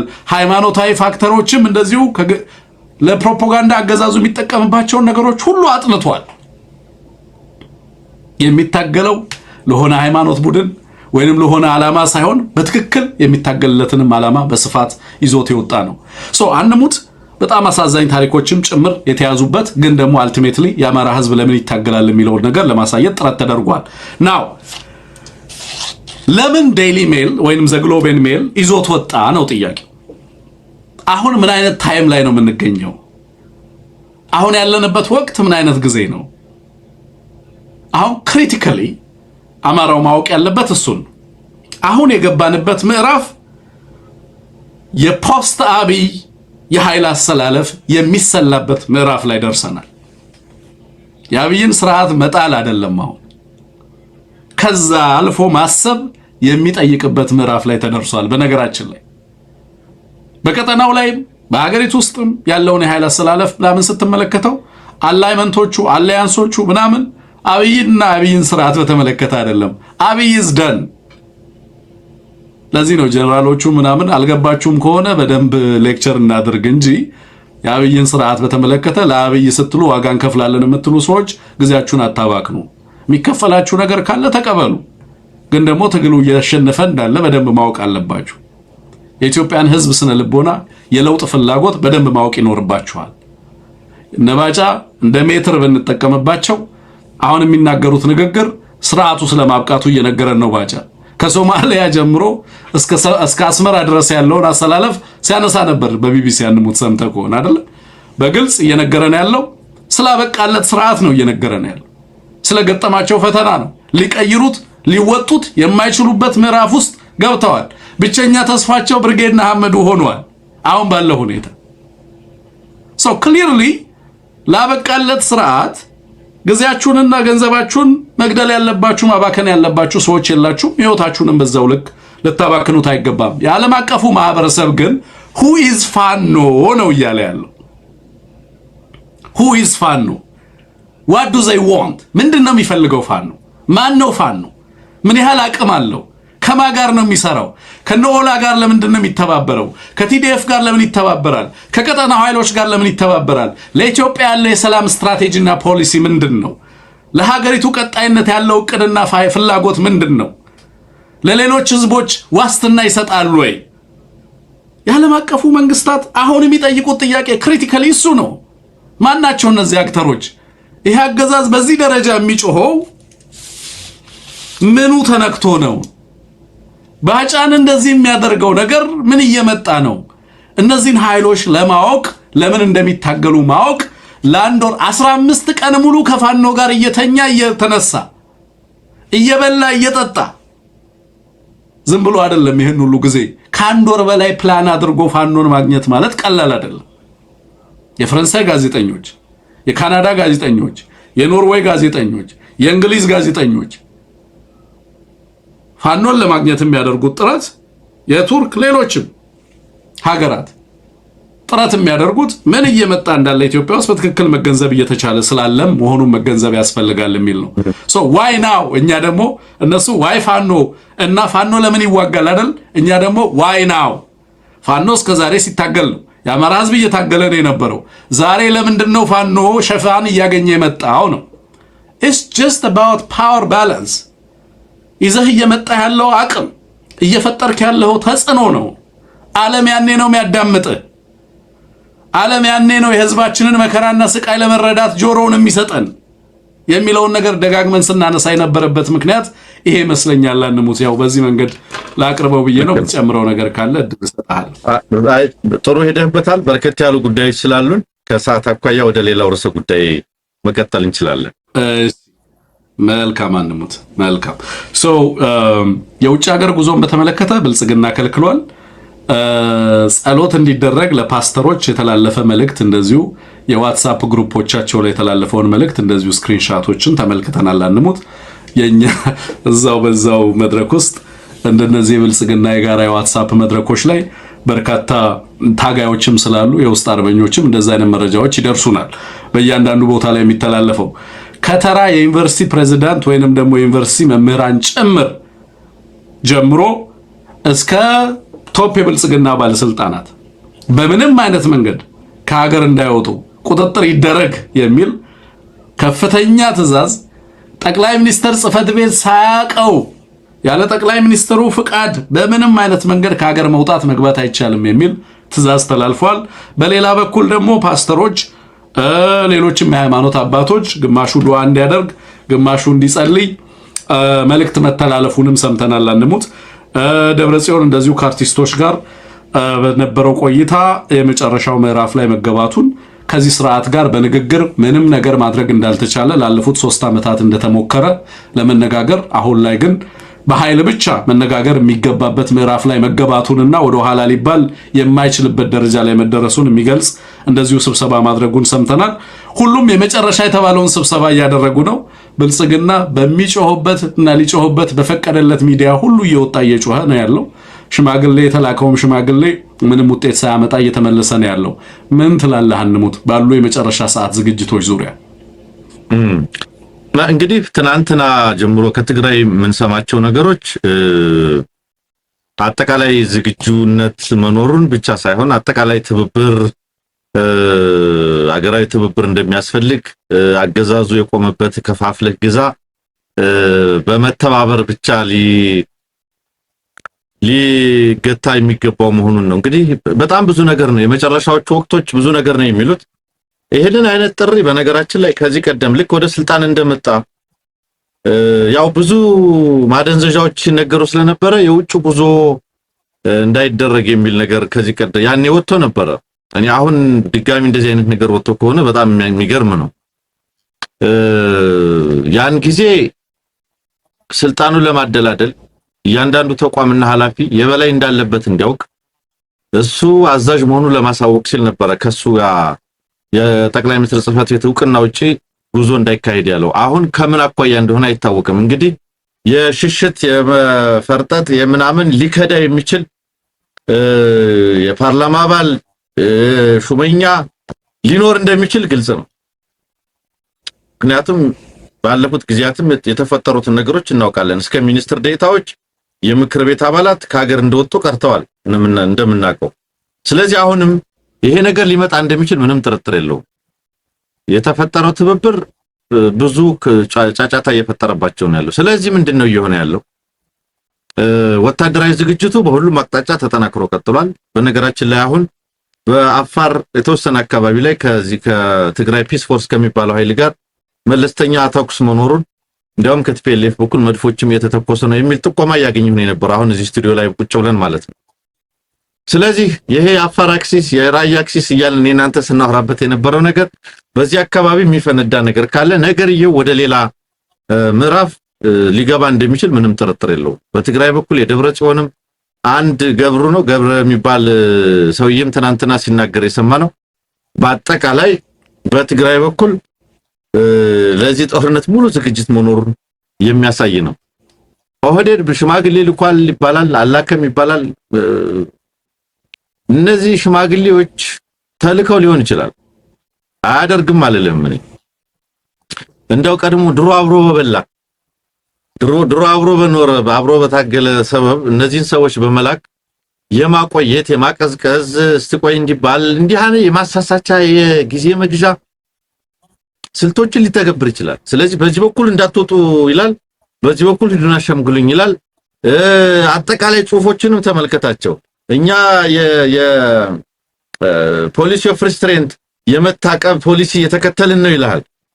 እየታቀብክ አይደለም፣ እንዳይመጣብኝ እያልክ እየጮክ ነው እንጂ እንዳይመጣብኝ ነው እንጂ እንዳይተኮስብኝ ነው እንጂ እያለ ያለው ምክንያቱም ቢተኮስ እድሜው እንደሚያጥር ስለሚያውቅ የሪስትሬን ማድረግ የመታቀብ ፍላጎት እና መርህ እና እምነት ኖሮት አይደለም። ሱዳን መሬት ስትይዝብን ዝም አልናት ይላል። መሬት እንደያዘችብን ዛሬ ነው እነባጫ ሊያስታውሱን የሚፈልጉት። ኤርትራ እንደዚህ ያደርጋል። ሉክ ቅድም ብለሃዋል አንተ ቲፒኤልኤፍን በተመለከተ ትግራይን በተመለከተ ኦህዴድ ለአማራ ሊነግረው ሊያስተምረው የሚችለው ነገር የለም። ዝምድናውንም በደሉንም ቅራኔውንም ፍቅሩንም ዊኖ ይቻዛል።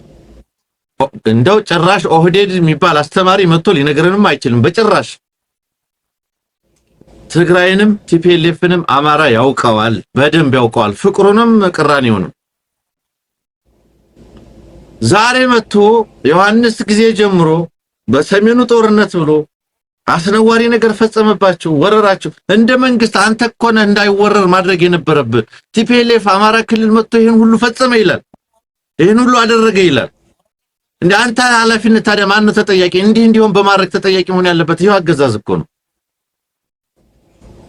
ማንን ተጠያቂ? ጭራሽ የህዝባችንን ሰላምና ደህንነት መጠበቅ ለማይችል አገዛዝ ምንገብርበት ምክንያት የለም እኮ የለም።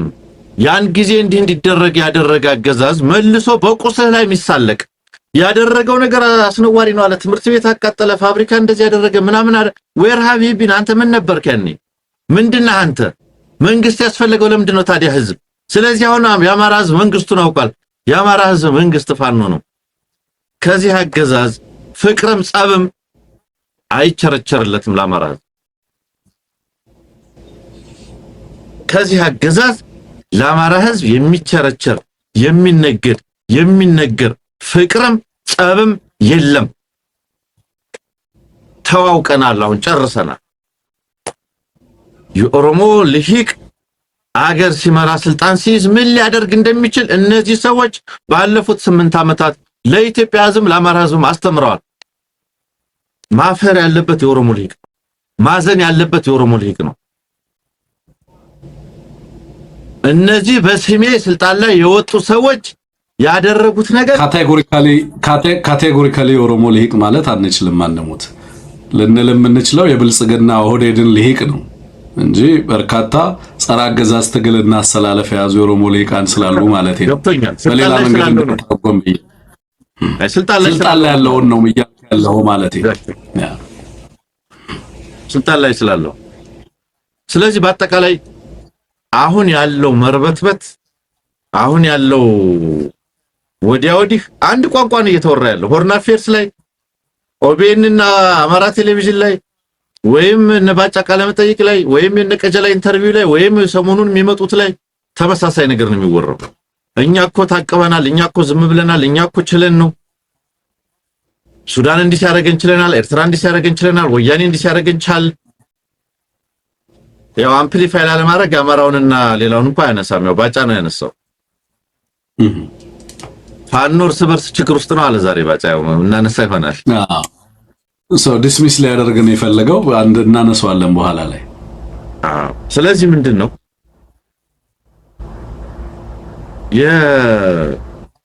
የጉድ ቀን ቶሎ አይመሽም ነው። አሁን ቶሎ አልመሽለት ብሏል ያገዛዝ። አለው ከተራራ ላስወርድ አለ። ከጉና ተራራ፣ ከጮቄ ተራራ፣ ከአምባሰል ተራራ የዘመቻ አይነት አለ ጭራሽ አስታጠቀው። ጭራሽ እላዩ ላይ ፋኖ በየቀኑ ሰራዊት ተዋጊ ቆራጥ ኮማንዶ ያስመርቅበታል። ዛሬ የጤና ባለሙያ ሲያስመርቅ ነበር ፋኖ ምስራቅ አማራ ላይ። አገዛዙ ደግሞ ምን ጀምሯል? ከዚህ ከመርበትበቱ ጋር ተያይዞ ባይዘው ወይ ሰብትል ነው ቀስ ብሎ እየፈጸመው ያለ ነገር ልጠቁም። ደም ሰብስቡ ብሎ እየሰራ ነው ያለው።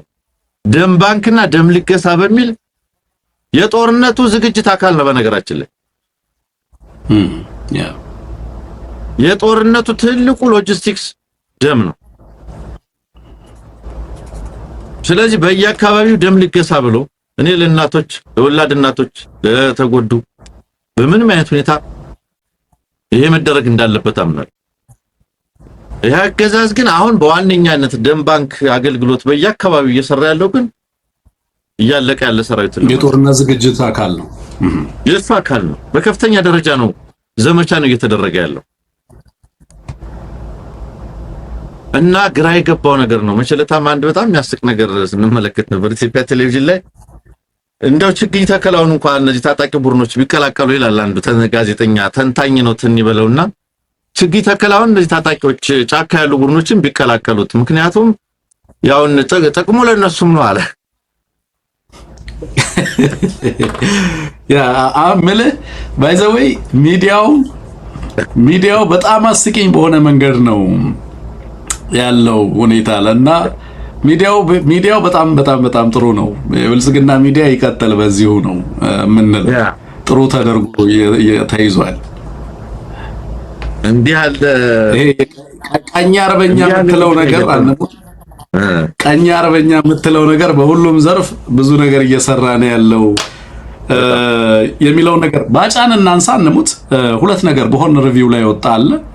የቢቢሲ ቃለ መጠየቅም አለ። በቀደም ያላነሳነው ነገር የለም። ፋኖን በተመለከተ ያነሳቸውን ነገሮች እናነሳለን። ሁሉ ጊዜ ብልጽግና ፋኖን በተመለከተ የሚፈልገውን ነው የሚናገረው። ለምሳሌ እነዛ ፋኖ ያው ችግር ውስጥ ነው ያሉት ራሳቸውም ይላል። the elephant in the room በሀገሪቱ የፖለቲካ አውድ ውስጥ ከተከሰቱ ነገሮች ለምሳሌ በፊት ስለነበረው የህወሓት ኃይል አቅምና አሁን ስላለው ስለ ህወሓት አቅም ባጫ የሚያነጻጽርበት አውድ አለ አንሙት። ከዛ ለራሱ ጥቅም በሚሰጥና ሞራል በሚገነባ መንገድ ነበር ሲያነሳው የነበረው። ወታደሩን አሳንሶ ሊያቀርብ ይሞክራል። ታጠቀ የሚለውን መሳሪያን በተመለከተ እንደዚሁ ያነሳና ፋኖን በተመለከተ ሲያወራ ግን usually dismissive approach ነው የሚከተሉት። ፋኖን በተመለከተ ሽፍታው ጽንፈኛው ምናምን ይሉና ያው እነሱ ችግር ውስጥ ነው ያሉት ብለው ሊያልፉ ይሞክራሉ። ጩኸቱ ግን አብራችሁን ቁሙ የሚለው ጥሪ ግን የሚተላለፈው ለአማራው እንደሆነ ትመለከታለህ። ማስበርገግ የሚፈልጉት ከነሱ ጋር እንዲሰለፍ የሚፈልጉት ኃይል አማራው እንደሆነ ትመለከታለህ። ራስ ምታታቸው እዚህ ሁሉ ቀውስ ውስጥ የከተታቸው ነገር ምን እንደሆነ ሁሉም አክተሮች ያውቃሉ።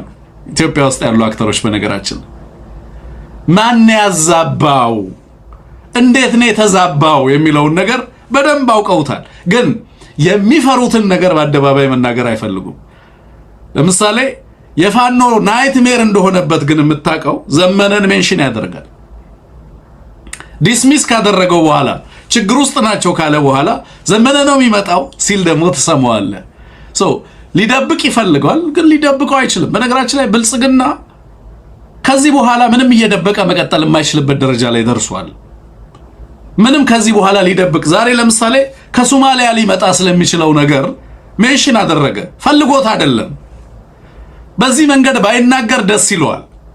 ሱዳንን እዚህ ውስጥ ባያስገባ ደስ ይለዋል።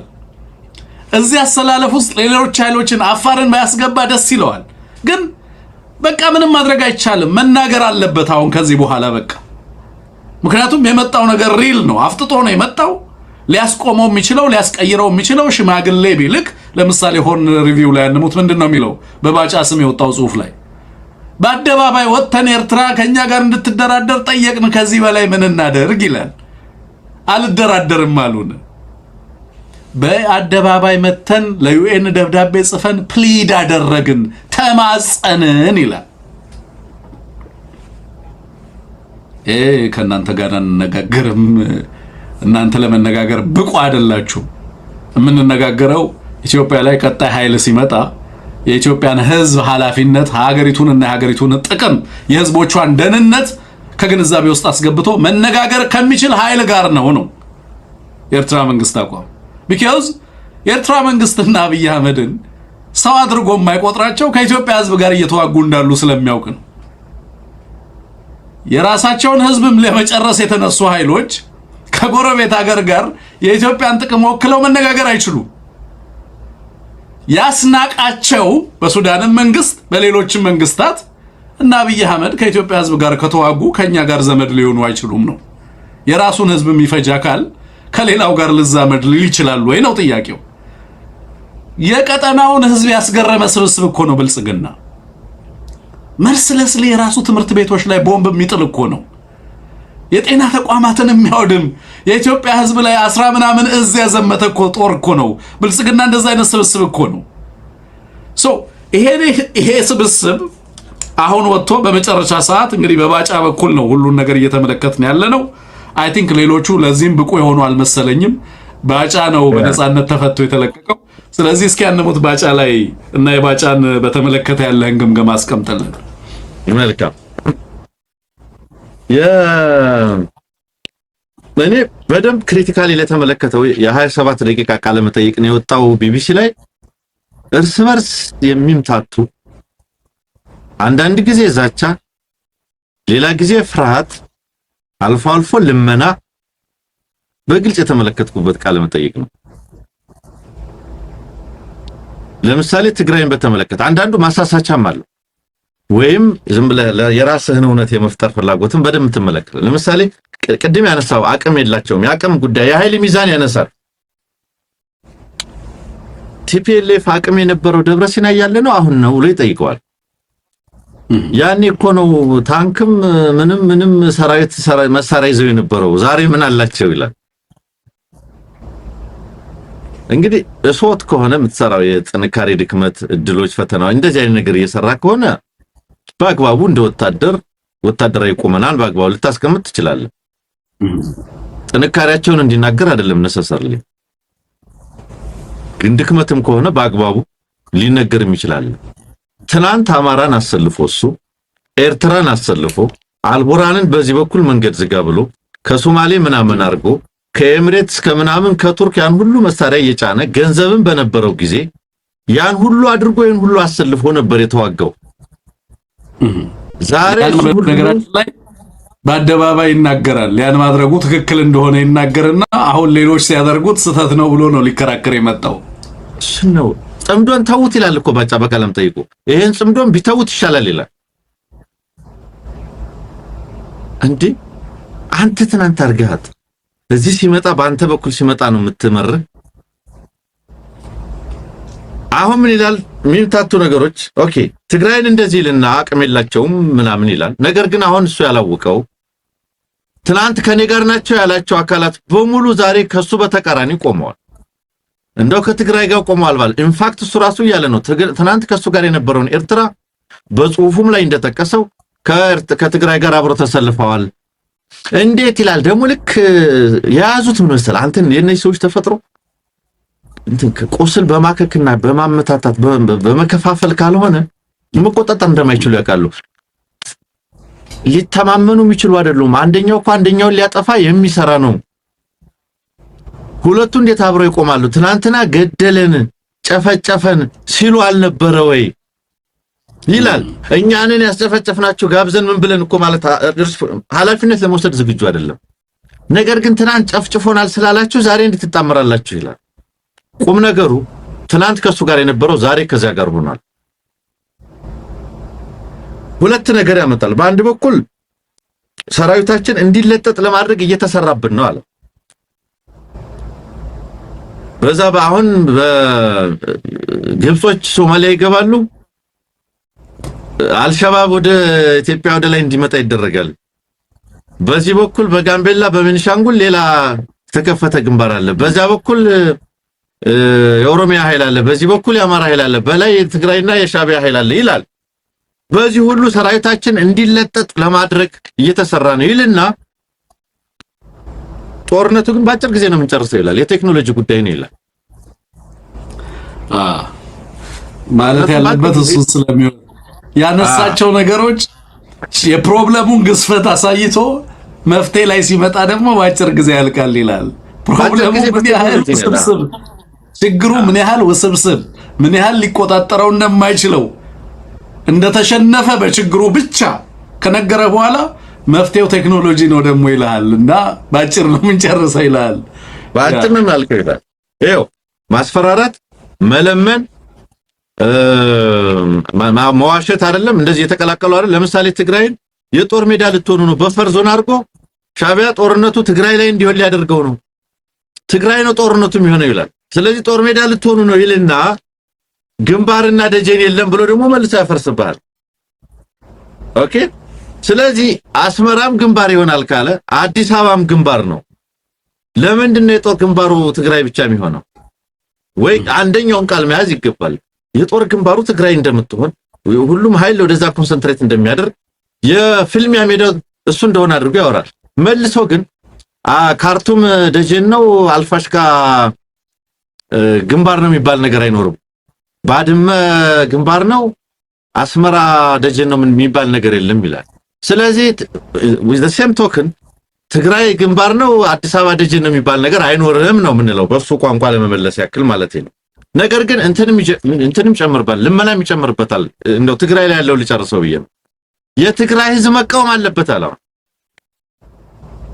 የትግራይ ህዝብ መቃወም አለበት።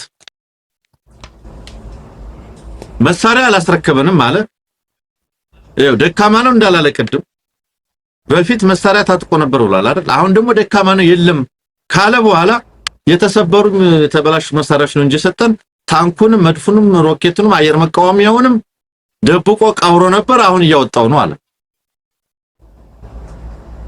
ስለዚህ ያኔ የነበረው መሳሪያ አሁን ይዞ ከሆነ ምንድነው ልዩነቱ? በአቅም ደረጃ የህዝብ ድጋፍ የለውም። የሚቃወመው ሰው አለ፣ ተጨባጭነት አለው በተወሰነ ደረጃ ቢያንስ ውስጡም ልዩነት ስለተፈጠረበት። አሁን ባለው ሁኔታ ግን የትግራይ ህዝብ ላይ አሁን ያለውን ሁኔታ ግን የሚገልጽ አይደለም። ደብረጽዮን እኮ በአውሮፓ በአሜሪካ ያለ የትግራይ ተወላጅምና ለህልውና እያለ ነው ናና ለህልውና ታገል ብሏል። ይሄኛው ነው አንደኛው። ሌላው አሁን ከሱዳንም እንዳንተባበር ትብብር እንዳይፈጠር ጽምዶን ተውት ነው። ከኤርትራም ትብብር እንደማያስፈልግ አገር ውስጥ ያሉትም ትብብር እንደማያስፈልግ ውስጣቸውም ችግር እንዳለበት ለምሳሌ ቲፒኤልኤፍ ደካማው አሁን ነው ይላል። ፋኖ ተውት እርስ በርስ ችግር ውስጥ ናቸው እነሱ አለ። ቲፒኤል ማነው ኦኤልኤም የለም አለ። እነዚህ ሰዎች ሰው የለም ኑ ግቡ ቢባሉ መተው መግባት አይችሉም ማለት ሰው የለም በቃ ኑ 4 ኪሎ ሰው የለም ኑ ግቡ ቢባሉ መተው መግባት አይችሉም። ምን ማለት ነው?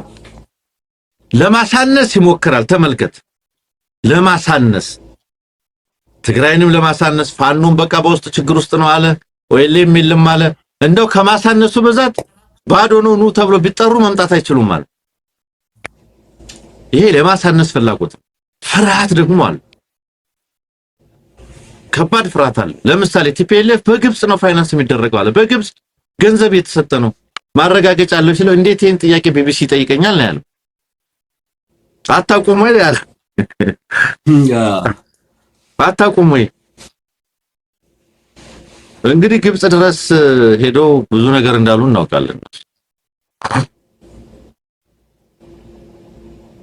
ስለዚህ ምንድነው ጽምዶን ተውት ይላል። አሸናፊም ተሸናፊም የለም ይላል። እንደዚህ ካሳነስክ በኋላ እንደው ባዶ ቤት ብትውላቸው መተው መግባት አይችሉም ያልካቸውን ሰዎች አሸናፊም ተሸናፊም አይኖርም ይላል መልሶ። መጨራረስ ነው የሚመጣው ይላል። እንደዚህ ደካማ ከሆነ ቲፒኤልኤፍ ከዚያን ጊዜው ያነሰ በጣም ደካማ ወቅቱ ላይ ቁመናው ላይ ከሆነ ያለው ፋኖ በውስጥ ለውስጥ ችግር እርስ በርስ በጣም ብዙ ችግር ላይ ነው ካልክ ኦኤልኤም እንደዛው ከሆነ እነዚህ አካላት ባዶ ቤት ብጠራቸው መጓዝ የማይችሉ ከሆነ እንዴት አሸናፊ አይኖርም እና ተሸናፊ አይኖርም? አሸናፊና ተሸናፊማ መኖር አለበት። ነገር ግን ፍርሃት ስለሆነ ጽምዶን ይተውት ይላል። የትግራይ ህዝብ ወጥቶ ይቃወም ይላል። ህዝቡ እኮ ተናገረ፣ ፍላጎቱን ተናገረ ወጥቶ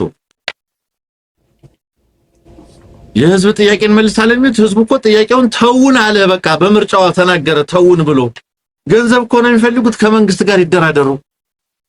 ያው ባጫ ከጡረታ ከወጣ በኋላ ከገንዘብ ውጭ ማሰብ አቁሟል ይመስለኛል። ያው ወያኔዎች ላይም ብዙ ግጭት ያለው ብዙ ፕሮጀክት ከልክለውታል። ዛ ሜቴክ የሚባል ተቋም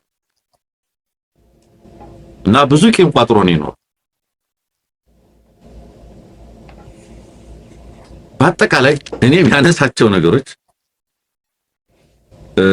የኤርትራን ለምሳሌ የኤርትራን መንግስት ለምሳሌ ጽምዶን ይተውት ሲል የኤርትራን መንግስት የነካው የለም ይላል። ለምሳሌ ትን ስቴትመንት ኮት አድርጌ ይዣታል። የነካው የለም ማን ደረሰበት ማን ነካው ይላል።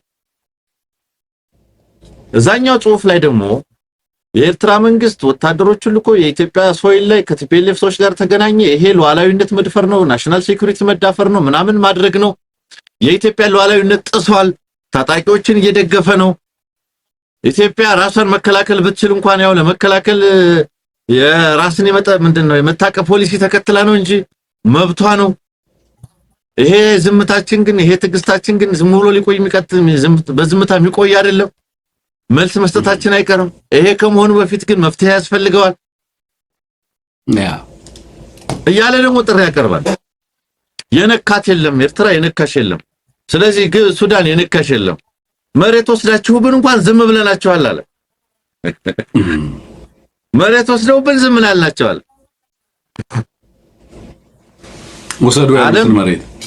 ውሰዱ ያሉትን መሬት ኦህዴድ የኔ ነው ብሎ ስለማያምን ነው የሰጣቸው። አዎ ምን ጥያቄ ያለው? ኦህዴድ ጎንደርን መተው ቢወስዱት የኔ ነው ተነካብኝ አይልም። ኢትዮጵያ ክብሯ ተነካ አይልም። እናውቀዋለን። ያንን ኮሪደር የሰጠበት ምክንያት ኑና ወሰዱ ያለው ለዛ ነው። አሁን ድሮን እየተኮሰ ካርቱም ላይ ጥቃት እየፈጸመ ነው አይደል?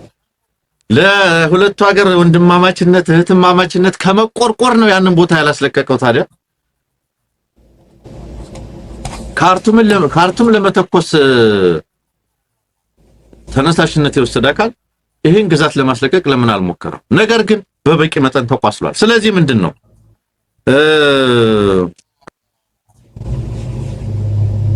እንግዲህ ሰላም ካልመጣ መጨራረስ ነው የሚለው። አሸናፊ ተሸናፊ የለም ነው የሚለው። ጽምዶን ግን ተውት። ኤርትራንም አልነካንሽም። ህዝቡ እንደሆነ ጥያቄው እንትን ብሏል እና የምትፈልጉት ገንዘብ ከሆነ መንግስት ይስጣችሁ፣ አርፋችሁ ተቀመጡ፣ ተውን፣ ወንበራችን ይቀጥልበት። የሚደመና ድምጸት አንብቤያለሁ። ሰራዊታችንን በየአቅጣጫው ሊወጥሩብን ነው። በየአቅጣጫው ሊለጠጥ ነው ሰራዊቱ። ኮንሰንትሬትድ ሆነን መዋጋት አንችልም። ጭራሽ ተባብረው ከመጡ ደግሞ ምን ሊመጣ ይችላል የሚለው ላይ ሐሳብ ገብቶታል። በቃ እኔ ሳነበው እሱ ነው ያን የተረዳው። ይሄንን የተረዳው የባጫ ላይ ከባጫ ንግግር የተረዳው ኦህዴድ ምን እየመጣ እንዳለ በትክክል አልተገነዘበም። አቅጣጫውን ነው እየጠቆመ ያለው እንጂ they don't really know what is going to happen። አሁን የፍሮንቲየሮችን ይጠቅሳል። ለምሳሌ ከሶማሊያ እስከ አስመራ ድረስ ያለው እሱ እስከ ሱዳን ያለው እኔ ትንሽ ረዘም ላድርገውና እስከ አጠቃላይ እስከ ቡሬ ድረስ ያለውን ረዘም ላድርግለት ፍሮንቲየሩን። ሶ ኦህዴድ የገባበት አጣብቂኝ ከውጭ የሚመጣው ፕሬሸር ብቻ አይደለም። እነዚህ መልታይ ቬክተሮች ከውጭ የሚመጡ ብቻ አይደሉም። አሁን እነሱ 4 ኪሎ ሴፍ ነው ብለው ነው የሚያስቡት። ኦህዴድ የአዲስ አበባ ህዝብ ምን ያህል እንደተከፋ አያውቅም። ትግሉን ምናልባትም ከውጪ የሆነ ቀን በዚህ መንገድ የሚጀመር አድርጎ ያስባል ኦህዴድ። እንደዚህ ውጪውንና ድንበሩን እንደተመለከተ ግን ውስጥ የሚያልቀው ነገር በጣም ብዙ ነው። ምን እንደሆነና ምን እየሆነ እንዳለ በትክክል አልተገነዘበም። ለምሳሌ ሶማሊያን ሚና ምን እንደሚሆን አያውቅም። ሶማሊያ ስትራቴጂክ ፓክት አላት፣ ወታደራዊ ስምምነት ከሀገራቶች ጋር አላት። ግን ምን አይነት ፖዚሽን ትይዛለች የሚለውን አይገነዘብም። ሶማሊያ ውስጥ ያለው የግብጽ ጦር ነው ምናልባት ጌዶን አልፎ ወደዚህ ወደ ኢትዮጵያ ድንበር መጥቶ አንዳንድ አካባቢዎች ላይ ትንኮሳ ሊፈጽም ይችላል ብሎ የሚያስበው የግብጽን ሰራዊት ሊሆን ይችላል ኦህዴድ። ከዛ ምን አለ ሶማሊያ አለና ሶማሊያ ትመጣለች የሚለው መናገር ከበደው። ከዛ ግብጽ እዛ ሶማሊያ ያለችውን ግብጽ አነሳ። በኋላ ምክንያቱም የሶማሊያ ፖዚሽን በተመለከተ ነው ሶማሊያ በራሷ ኢንተርናል ጉዳይ ቢዚ ነች ብሎ የሚያስባል። ግን ያላትን አቋም በትክክል አይረዳው። ሶማሊያ ሁልጊዜም ኦፖርቹኒስት ነው። የሚኖረውን ፖሊሲ በተመለከተ በብዛት መገመት የሚቻልበት ደረጃ ላይ መድረስ ይቻላል ብዬ አስባለሁ። ግን ኦህዴድ ከሁሉም ሀገራት ጋር በቀጠናው ላይ ካሉ ሀገራት ጋር ያለው ግንኙነት በጣም ስለተበላሸ የሶማሊያ አቋም ምን ሊሆን እንደሚችል መገመት አልቻለም። ግን ከሶማሊያ ይመጣል ካለው ተጽዕኖ አንዱ ኢትዮጵያን ያሰጋታል ብሎ ያሰበው አልሸባብ ወደ ኦጋዴን ዘልቆ ሊገባ ይችላል የሚል ነገር ነው ያነሳው። ይሄንን ሲናገር ባጫ አብዛኞቹ የተናገራቸው ነገሮች ለምዕራባውያን ኮንሰምፕሽን የተነገሩ ናቸው። በነገራችን ላይ እንዲናገር የተደረገው ለምዕራባውያን ነው እንጂ ባጫ ምንም ቢናገር ባይናገር አይሞቀንም አይበርደንም። እኛ ኢትዮጵያውያን ማለት ስለምናውቀው ማለት ነው ያለውን ነገር። ባጫ ለኛ ሊናገር አይችልም። አሁን ስለፋኖ ባጫ ምንም ቢል ጉዳይ አይደለም። እንዴት ነው የሚመጡት? ምን አቅም አላቸው? ምናምን የሚለውን ይጠይቃል በተደጋጋሚ ማለት ነው። እና የኛ አርሶ አደር ከባጫ የተሻለ ፖለቲካን ይገነዘባል ብለን እናምናለን። የአማራ አርሶ አደር ከባጫ በተሻለ ሂዩሚሊቲ ሀገሩንና የሀገሩን ሉዓላዊነትና የህዝቦቿን ክብር ይገነዘባል ብለን እናምናለን። ኢትዮጵያ የተጠበቀችው በእንደ ባጫ አይነት ጀነራሎች ሳይሆን በአማራ አርሶ አደሮች፣ በትግራይ አርሶ አደሮች፣ በኦሮሞ አርሶ አደሮች ሕያው መስዋዕትነት ነው ብለን እናምናለን። የአቅም ችግር አማራ እንደ ህዝብ አለበት ብሎ ካሰበ በጣም ያስቀኛል። ለዚህ ነው የእናንተ ፕሮፓጋንዳ ለአማራ ህዝብ ጆሮ ላይ ጠብ ሊል የማይችለው። ለምሳሌ ትግራይ ህወሓት እኮ ኤርፖርቱን ደብድቦባችሁ ነበር ምናምን ስትሉን ህወሓት በአማራ ላይ ስላደረሰው ነገር እባካችሁ ለኛ አትንገሩን። ኦኬ አትንገሩን። በደንብ ነው የምናውቀው። እናንተ ስትነግሩን ግን ኦኬ ለምን ስለናንተ እንድንናገር ትገፋፉናላችሁ? ምን እንዳደረጋችሁ የአማራ ህዝብን እንድንናገር አትገፋፉን? እናንተ ምን እያደረጋችሁ እንዳላችሁ የአማራን ህዝብ በደንብ ስለምናውቅ ማለት ነው።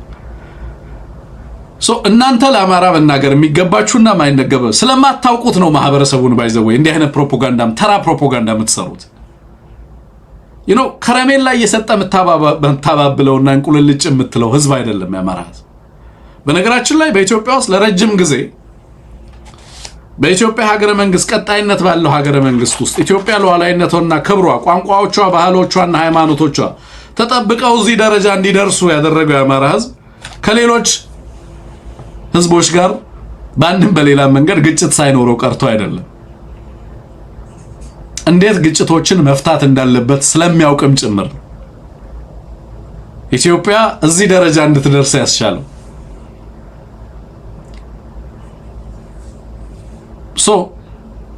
የሚሰሯቸው ፕሮፓጋንዳዎች እና የሚናገሯቸው ነገሮች ህዝባችንን ፈገግ ከማሰኘት የዘለለ ምንም ጥቅም እንደሌላቸው በደንብ መገንዘብ ያስፈልጋል ማለት ነው።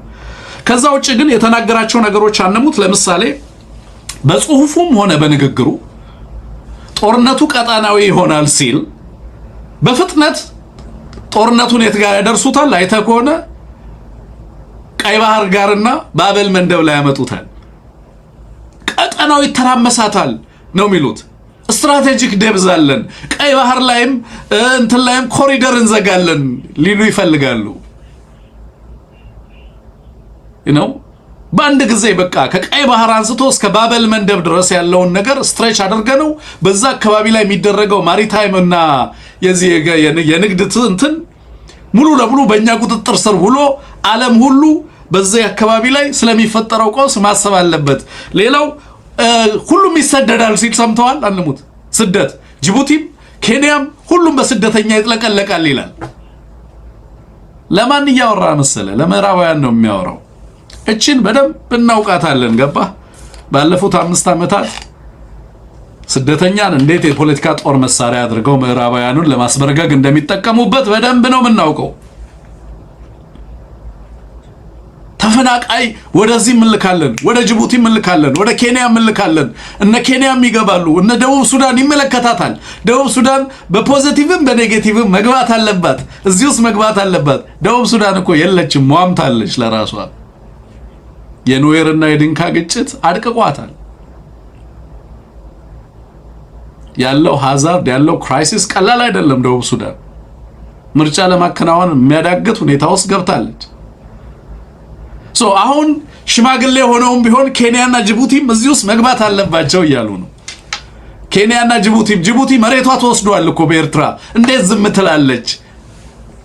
ወዳጅ የለም ወዳጄ፣ ተነጥለሃል።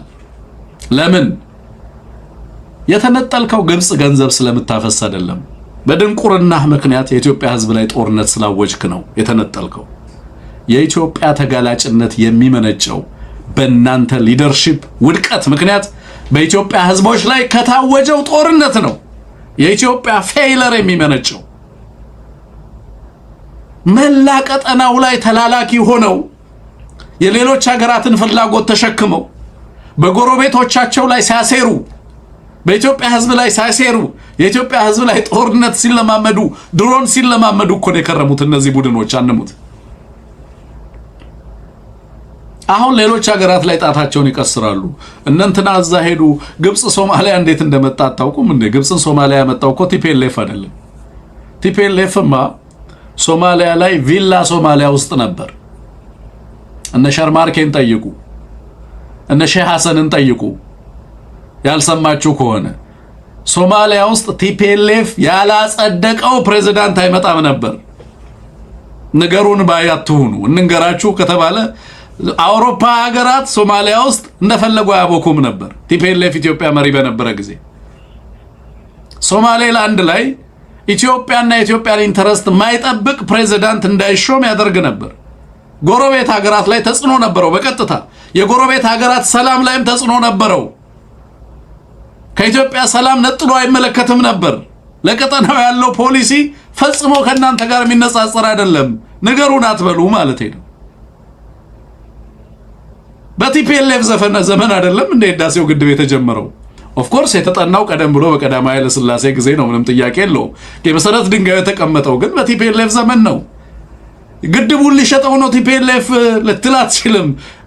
አሁን ዛሬ በትረካቸው አማራን መለስ ዜናዊ ምን አደረገው የሚለውን ሁሉ እያነሱ አማራን በዛ እናስፈረግጋለን ብለው ሲሰሩ ትመለከታቸዋል። ምን ያህል ድንክ እንደሆኑ በፖለቲካ። ኢትዮጵያ ጄኒውን ሰላም፣ እኩልነት፣ ፍትህ የሀገሯ የዜጎቿ ሀገር ስትሆን ብቻ ነው ኢትዮጵያ የምትሻገረው። በአንዱ የበላይነት በሌላው ባይተዋርነት የሚሻገር ፖለቲካ የለም። ማንሙት ምን ታረጋላችሁ? ራሳችሁን በራሳችሁ ያስተዳድራችሁ ነው። አዲስ አበባ ምን ያገባችኋል? እኛንን የሀገር ባለቤት ምናምን የሚለውን ዘፈንና ድራማ ትቶ ኢትዮጵያውያን የሀገራቸው ባለቤት ናቸው ብሎ አምኖ መቀበል፣ እያንዳንዱ በሀገሩ ጣፈንታ ላይ ሚናና ሳይ ያለው ብሎ አምኖ መቀበል።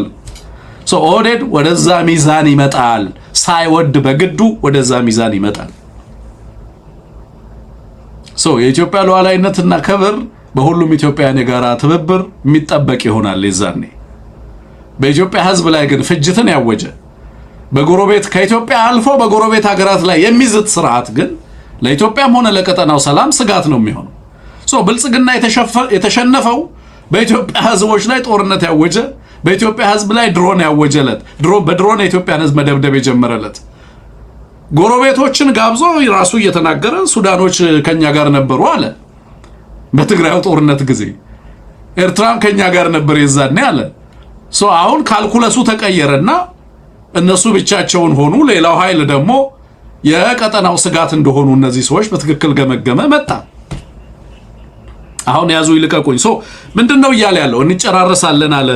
በሬፊውጂ እናስጠለቅቃቸዋለን በስደተኛ አለ። ሽብረተኞች ወደ ኢትዮጵያ ይገባሉ አለ።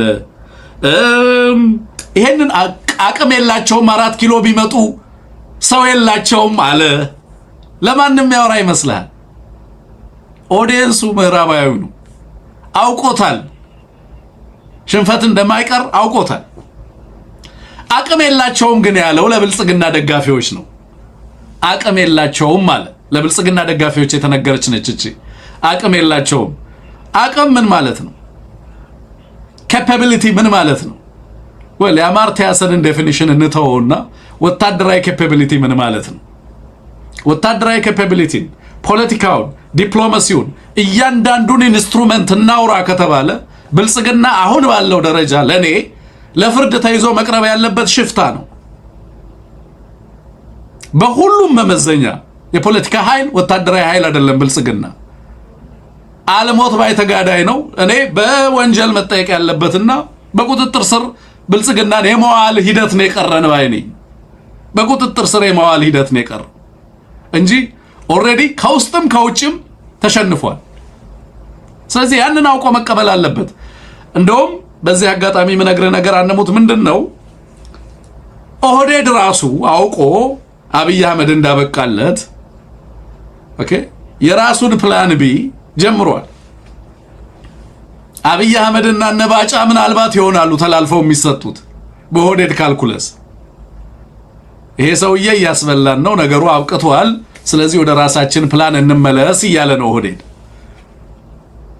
አውቆታል ኦህዴድም። ሌሎች የብሔር ብሔረሰብ ፓርቲ እዛ ብልጽግና ውስጥ የተሰገሰገው ሁሉ አውቆታል። እያንዳንዱ አሰላለፉን እያስተካከለ ነው። ባህር ዳር 10 ጊዜ የሚመላለሰው ወዶ መሰለ እንደ አብይ አህመድ ጽፈት ቤቱን ባህር ዳር ሊያደርግ ይችላል። አማራዎች ጠብቆ ይልል ይችላል። ምን እየመጣበት እንደሆነ እዛው ከራሱ ሰርክል ምን እንደመጣበት ገብቶታል። እኔ የሚያሳዝኑኝ እዛ ምክክር ኮሚሽን ውስጥ ያሉ ሰዎች ናቸው። ምን እየሰሩ እንደሆነ አላውቅም። ሆነስሊ ምክክር ኮሚሽን ውስጥ ያሉ ሰዎች ምን እየሰሩ እንደሆነ I have no idea። አሁን አንደኛው አማራ አብንን ወክሎ ጠዋት አንድ ጥቁር መነጽር መቼም ያመነጽር በጣም ፈርዶበታልና እሱን ለብሶ በእውነት በቃ ኢትዮጵያ ምናምን እያለ ነበር የነበረው። the entire ቀጠናው እየመጣ ስላለው ሜታዋር እያወራ ብልጽግና አጨራረሱ እንዴት ነው የሚሆነው? ትራጀዲ ነው የሚሆነው? ኮሜዲ ነው የሚሆነው? እየተባለ እየተወራ ቀጠናው ላይ በርካታ ትንተና በሚሰጥበት በዚህ ሰዓት ላይ ምክክር ኮሚሽን ውስጥ ሆነው አዲስ አበባ የማን ትሁን? እናንተም ውሰዱ እኛም እንውሰድ፣ በዚህ እናድርገው በዛ እናድርገው፣ እስኪ እንቀራረብ፣ እንወያይ፣ ወደ መሃል እንምጣ እየተባባሉ ነው። እዛ አዲስ 4000 ሰዎች ተሰብስበው ይተራመሳሉ። በት ዋት ኢዝ የኢትዮጵያን ፊውቸር ዲተርሚን የሚያደርግ ነገር ግን መሬት ላይ እየሆነ ነው ያለው። መግለጫ የሚሰጠው ባጫ ደበላ የሚያወራው ስለ ናሽናል ዲያሎግ አይደለም። you know the national dialogue should be critical የኢትዮጵያን ፖለቲካ የሚወስነው ነገር እሱ ሆኖ መጻፍ የነበረበት መወራት የነበረበት ስለ ዲያሎጉ ነው። እውነተኛ ነገር ቢሆን ኖሮ አይደለም። ባጫ እያወራ ያለው ስለ ዲያሎግ አይደለም፣ እየመጣ ስላለው ነገር ነው። የትኛዋን ኢትዮጵያ ነው እነሱ በዲያሎግ እጣ ፈንታዋን ሊወስኑ የተሰበሰቡት ነው? አንሙት በዚህ ሰዓት እዛ ምክር ቤት ውስጥ ቁጭ ያላችሁ ሰዎች ከአበል ውጪ ይዛችሁ የምትወጡት ውጤት ምንድን ነው የሚለውን ነገር በእውነት ከነሱ ውጪ የሚያሳዝነኝ ሰው የለም። ሌላው ኢትዮጵያዊ ህዝቡ አውቆታል፣ አርሶ አደሩ አውቆታል፣ ታጋዩ አውቆታል፣ ጎረቤት ሀገራት አውቀውታል፣ ምዕራባዊው አውቆታል፣ ምስራቃዊው አውቆታል። ዓለም አቀፉ ኮንቴክስት እና ቀጠናዊ ኮንቴክስቱም በዛው ልክ በደንብ እየመጣ ያለውን ነገር የተገነዘበ ይመስለኛል። በዚህ መሃል ነው እንግዲህ አንሙት የምናመጣው ብርጌና አህመዱን። እስኪ ብርጌና አህመዱን መግለጫ ሰምተን እንመለስ።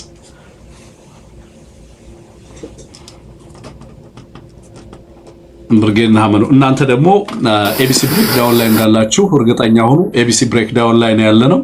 ከኤቢሲ ብሬክዳውን ውጭ ያላችሁ የኛም ፕሮግራም ከተመለከታችሁ ሪፖርት አድርጉ። እኛም ለዩቲዩብ ሪፖርት እንናደርግ፣ ወደኛም ጥቆማ ላኩልን እና የራሳችን እርምጃ እንድንወስድ ታስችሉናላችሁ ለማለት ነው። ኤቢሲ ብሬክዳውን ላይ ነው በዩቲዩብ በተለይ ፕሮግራማችን እየሄደ ያለው የሚለውን በደንብ አስምሩበት።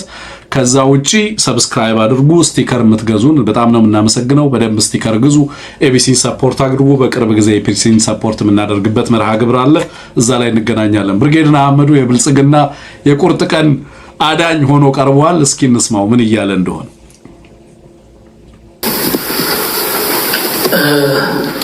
ብርጌድና አህመዱ የዲያስፖራ ህዝባዊ እንቅስቃሴ ሆኖ በ2022 በአውሮፓ እየተጀመረ ነው። ዋና ዓላማዎቹ ደግሞ በኤርትራ ስር ነቀል ለውጥ ማምጣት፣ ከዚህ ቀጥሎ በዲያስፖራ ያለው ህዝብ ማደራጀት፣ ሶስተኛ ደግሞ በአገር ውስጥ ያለው ተስፋ የለውጥ ፍላጎት ማጠናከር ነው። ከዚህ ቀጥሎ በስርዓቱ በዲያስፖራ የሚካሄዱ ህገወጥ ተግባራት ማጋለጥ ናቸው። እዚህ በማድረጋችን የተፈጠረ ይበቃል። አንሙት ዝም ብለን እንደ ለህዝቡ ለማሳየት ያህል እንጂ የሚናገረው ነገር ምንም የሚጠቅመን ነገር ሆኖ አይደለም። በነገራችን ላይ በኤርትራ የውስጥ ጉዳዮች ላይ ምንም ሐሳብ ልንሰጥ የሚገባን አይደለም። እኛ ኢትዮጵያውያን ስለሆነን በራሳችን ሀገር ጉዳይ ነው ትኩረት የምናደርገው። የኤርትራን የውስጥ ጉዳይ በተመለከተ ሐሳብ ልንሰጥ አይደለም። ኤርትራውያን በሀገራችሁ ጉዳይ ላይ የፈለጋችሁትን አቋም መያዝ ትችላላችሁ ማለት ነው። የኛ ሐሳብ የምንሰጠው አብይ አህመድ እነዚህ ልጆች ለምን ይዞ መጣ ነው። አድኑኝ እያለ ነው ብርጌድና አህመዱ። የአብይ አህመድ ጽምዶ ነው እና የአብይ አህመድ ጽምዶ እንግዲህ በዚህ በኩል ሚዲያ ቀርቦለት በአደባባይ መጥቶ እንዴት አድርጎ ስርዓት ኤርትራ ላይ እንደሚቀይር እየተናገረ ነው የአብይ አህመድ ጽምዶ። እስከዛሬ ድረስ ግን የኢትዮጵያ ጽምዶ በኤርትራ ቴሌቪዥን ወር በሌሎች ሚዲያዎች ቀርቦ በአደባባይ የአብይ አህመድን ስርዓት ለመቀየር ተብሎ ሚዲያ ቀርቦለት በዚህ ደረጃ ላይቭ እንዲናገር ሲደረግ አትመለከትም። አንሙት በይፋም ስላለው ትብብር የምናውቀው ነገር በጣም ውስን ነው፣ አልፎ አልፎ ከሚነገሩ ነገሮች ውጪ ማለት ነው። እና አብይ አህመድ ግን የሚያደርጉት ነገር ዛሬ ጀመረ አይደለም። በነገራችን ላይ ቀደም ብሎ ጽምዶን ማደራጀት የጀመሩት እና አብይ አህመድ ቆይተው ነው። ኢትዮጵያ ውስጥም ላለው ኤርትራ ላይም ለሚደራጀው ጽምዶ በነገራችን ላይ ሁለቱም ባለቤቱ አብይ አህመድ የኢትዮጵያውንም በኢትዮጵያ ህዝቦች ላይ በደቀነው አደጋ ምክንያት ፈጠረው። የሌሎች ሀገራትንም ደግሞ ኃይሎች በማሰባሰብም ለሌሎች ሀገራት ያለውን ሁኔታም እና በሌሎች ሀገራት መንግስታት ላይ ያለውንም አቋም በዚያው መንገድ እንዲፈጠር ያደረገው የብልጽግና ስብስብ ነው። ባጫ ጽምዶን አቁሙ እያለ በዚህ በኩል ደግሞ ብርጌድና አህመዱን ሚዲያ እየሰጠ በዚህ ደረጃ ሲያናገር ትመለከታለህ። አንሙት ምን እየተመለከትን ያለ ነው? ብርጌድና አህመዱ ምን ማለት ነው? ምንድነው ይዞ የሚመጣው? ለብልጽግና የቁርጥ ቀን ደራሽ ሊሆን ነው ወይ ብርጌድና አህመዱ? ምንድነው መሰለህ መቼም የዚህ አገዛዝ ተቃርኖ ተነግሮ የሚያልቅ አይደለም። እንደምታውቀው እንዳልኩ ነው። በአንድ ቃለ መጠይቅ በጣም በርካታ እርስ በርስ የሚጋጭ ነገር ነው የምታገኘው። በሆነ ጉዳይ ላይ በተግባራቸው እንደዚሁ እርስ በርስ የሚጋጭ በርካታ ነገር ነው የምናገኘው። ለምሳሌ ተባበሩብኝ፣ ድጋፍ አደረገብኝ ብሎ ይከሳል። የኤርትራ መንግስት ኢትዮጵያ ውስጥ ያሉ ታጣቂዎችን ደገፈ ብሎ ይከሳል። እነሱ ደግሞ በዚህ በኩል ይሄ የሚዲያ ሽፋን ይሰጣሉ፣ ያደራጃሉ። በነገራችን ላይ ብርጌድና አህመድ የሚባለው ወይም የብሉ ሪቮሉሽን የሚባለው በውጭ የሚገኝ የነበረ እንቅስቃሴ ኢትዮጵያ ውስጥ መጥቶ የትጥቅ ትግል አውጃለሁ ጀምሬያለሁ ብሎ ያወጀው አዲስ አበባ ነው። አዲስ አበባ ሆኖ ነው መግለጫ የሰጠው። እኔ ቢያንስ እስካሁን አስመራ ሆኖ መግለጫ የሰጠ የሚታጠቅ ቡድን አላውቅም። ቢኮዝ ኢትዮጵያ ውስጥ ነፃ መሬት ተቆጣጥሮ ነው ያለው የኢትዮጵያ ታጣቂ። ኤርትራ ኢትዮጵያ ውስጥ ያሉ ታጣቂዎችን ደገፈችብኝ ብሎ ለዓለም አቀፍ ማህበረሰብ እየከሰሰ በዚህ በኩል የኢሳያስን መንግስት ጥላለሁ ብሎ የተደራጀ ቡድን አዲስ አበባ ቁጭ ብሎ ኢትዮጵያ ተደራጅቶ ይንቀሳቀሳል። ቲፒኤልኤፍን ከፋኖ ጋር ተባበረብኝ ይልና ቲፒኤልኤፍን ጥላለሁ የሚለውን የትግራይ ፒስ ፎርስ በጀት ይሰጣል፣ ያደራጃል። ጀነራል አዛዥ ጀነራሎችን ኢትዮጵያ ቴሌቪዥን ላይ በቃለ መጠይቅ ያደርጋል። ከዛ ራሱ ነው ደግሞ የሚያለቅሰው። ተባበሩብኝ ባዳዎች ይላል። ከውጭ ተባበሩ ይላል። እርስ በርስ እዚህ ደግሞ እሳትና ጭድ መሆን ሲገባቸው እርስ በርስ ተስማሙብኝ ይላል። ጽምዶን ተውት ይላል። የቀይ ባህር አፋሮችን አደራጅቶ ትጥቅ ትግል ያስገባው ማን ነው? ይሄን ብርጌድና አህመዱን አስታጥቆ አደራጅቶ መግለጫ አዲስ አበባ ቁጭ ብለው የኤርትራ መንግስት እንጥላለን ብሎ መግለጫ ሰጥተው እንዲደራጁ ያደረገው ማን ነው? በክልሎች ላይ እኮ ፕሮክሲ የሚያውጅ እኮ ነው። በአገራት ላይ ብቻ አይደለም እኮ። ትግራይ ላይ ቲፒኤልኤፍን ለመጣል የትግራይ ፒስ ፎርስ ብሎ የሚያደራጅ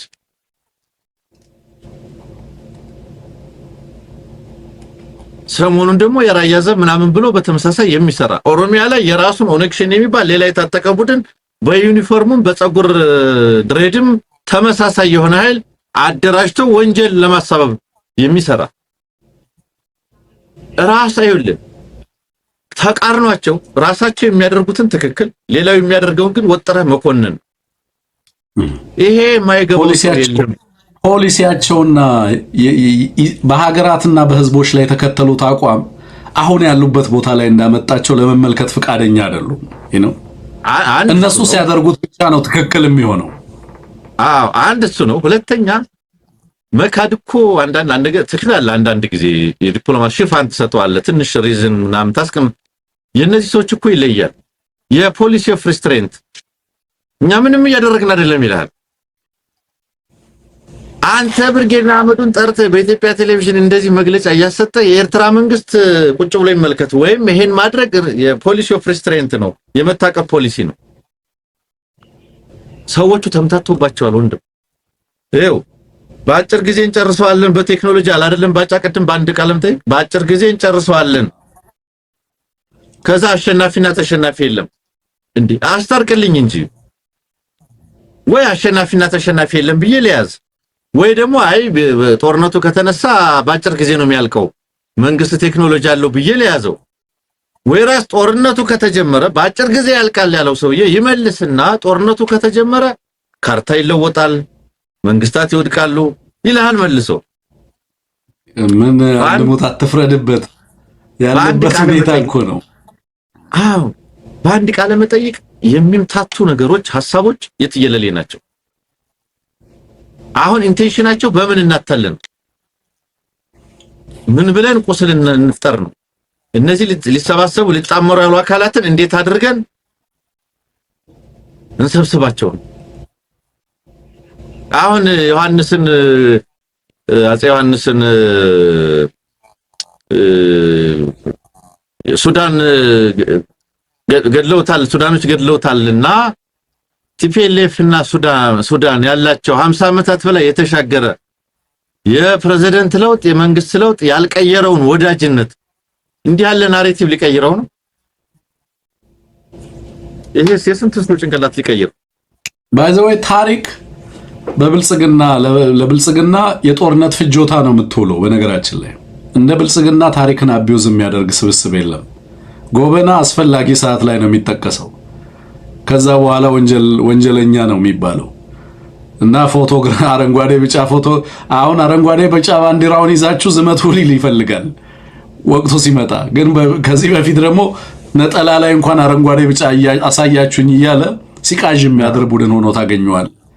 እያንዳንዱን ነገር ዊፐናይዝ የሚያደርግ በህዝብ ታይቶ ተላምጦ የተተፋ ነው። በነገራችን ላይ ይሄ ስብስብ እኔ ስራችንን የጨረሰልን ትግሉን ያቀለለልን ስብስብ ነው።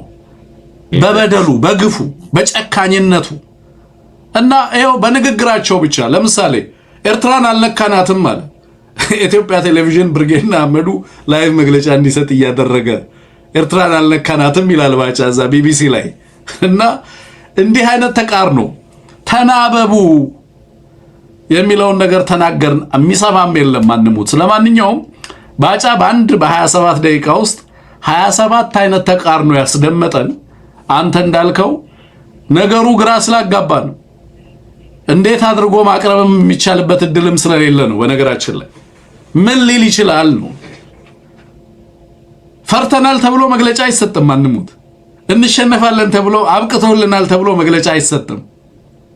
ኮሎኔል መንግስቱ ከሀገር ከመውጣቱ አይ ቲንክ እንደ ነገ ሊወጣ እንደ ዛሬ ይመስለኛል አይደለም። በጣም ረጅሙን ዲስኩር ያሰማው ነው ወይስ ቀደም ብሎ ነው? አንሙት ከአንድ ቀን በፊት ይመስለኛል። በጣም ዋዜማ ነው። የዋዜማ ሰሞን ላይ ነው። የዋዜማ ሰሞን ላይ ነው። እንደዛ አይነት ዲስኩር እንጠብቃለን ከአብይ አህመድ።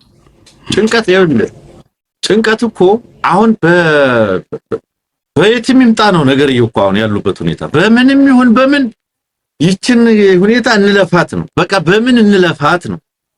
ይኸው ለምሳሌ ገንዘብ ከሆነ ችግራቸው ከመንግስት ጋር ተደራድሮ ይሰጣቸው ይላል አይደል? ገንዘብ እንድናገኝ ታጥቀን እንወጣ እንደላችንም ከዚህ መንግስት ስልጣን እንድታገኝ ምን ባይዘወይ የንግግሩን አደገኛነት ራሱ አልተገነዘበም እኮ ነው።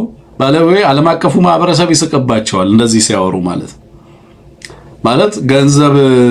ገንዘብ ለመስጠት ዝግጁ ነን ሲሉ እነዚህ ሰዎች ብዙ ገንዘብ አላቸው፣ ከአይኤምኤፍ በብድር ነው የሚኖሩት፣ አገሪቱ እዳ ታሸጋግርልን እያሉ ዓለምን ሲለምኑ ከቻይና እግር ላይ ተነስተው ፈረንሳይ እግር ላይ የሚወድቁ ስብስቦች ናቸው እኮ።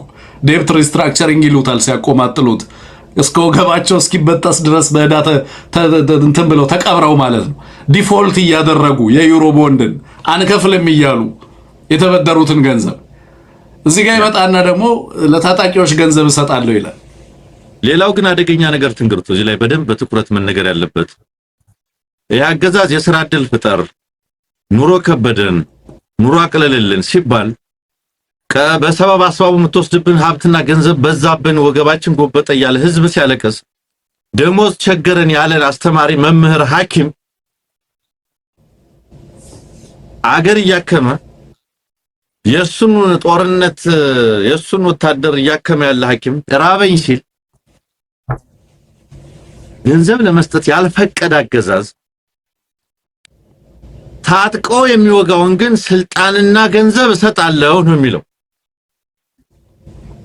ስለዚህ የራበህ ስራ የሌለህ ስራ ያጣህና የራበህ ስራ እንድታገኝ ክብር እንድታገኝ ስልጣን እንድታገኝ ታጥቀህ ይህን አገዛዝ መውጋት አለብህ ማለት ነው። በኢምፕሊኬሽን እየነገረህ ያለው ፖሊሲያቸው መታጠቅን ኢንሴንቲቫይዝ ያደርጋል፣ ሪዋርድ ያደርጋል። አያውቁትም፣ የሚናገሩትን ነገር አያውቁትም ምን እያሉ እንደሆነ። አሁን እኮ የቸገረው ስራ ያጣ የተራበ ካለ መታጠቅ ነው።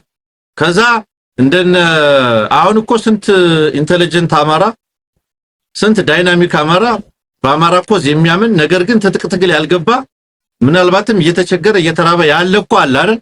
እንደነ ማስረሻ ጠበንጃ ይዞ ስላልታየ እዛ አካባቢ እንደተሰበሰቡት ልጆች እዛ ጠበንጃ ሲተኩስ ስላልታየ ለነሱ የተሰጠው የምክክር ኮሚሽን አባልነት የምናምን አባልነት የሆቴል የጥቅማ ጥቅም ጉዳይ አይመለከተውም።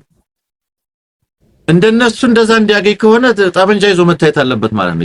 የራበህ ወጣት ጠበንጃ ይዛ አሳየኝ፣ ያኔ ስልጣን ይሰጣል። ያኔ ገንዘብ ይሰጣል ማለት ነው። የኦሮሞ ወጣት እንደ ጃልሸኒ የከንቲባ አቀባበል ከፈለክ እንደነ ማስረሻ የአማራ ወጣት እንደነ ማስረሻ አይነት አቀባበልና ምናምን ከፈለክ በዚህ አገዛዝ አልፎም ስልጣን እንድታገኝ ታጥቀ መታየት አለበት ማለት ነው።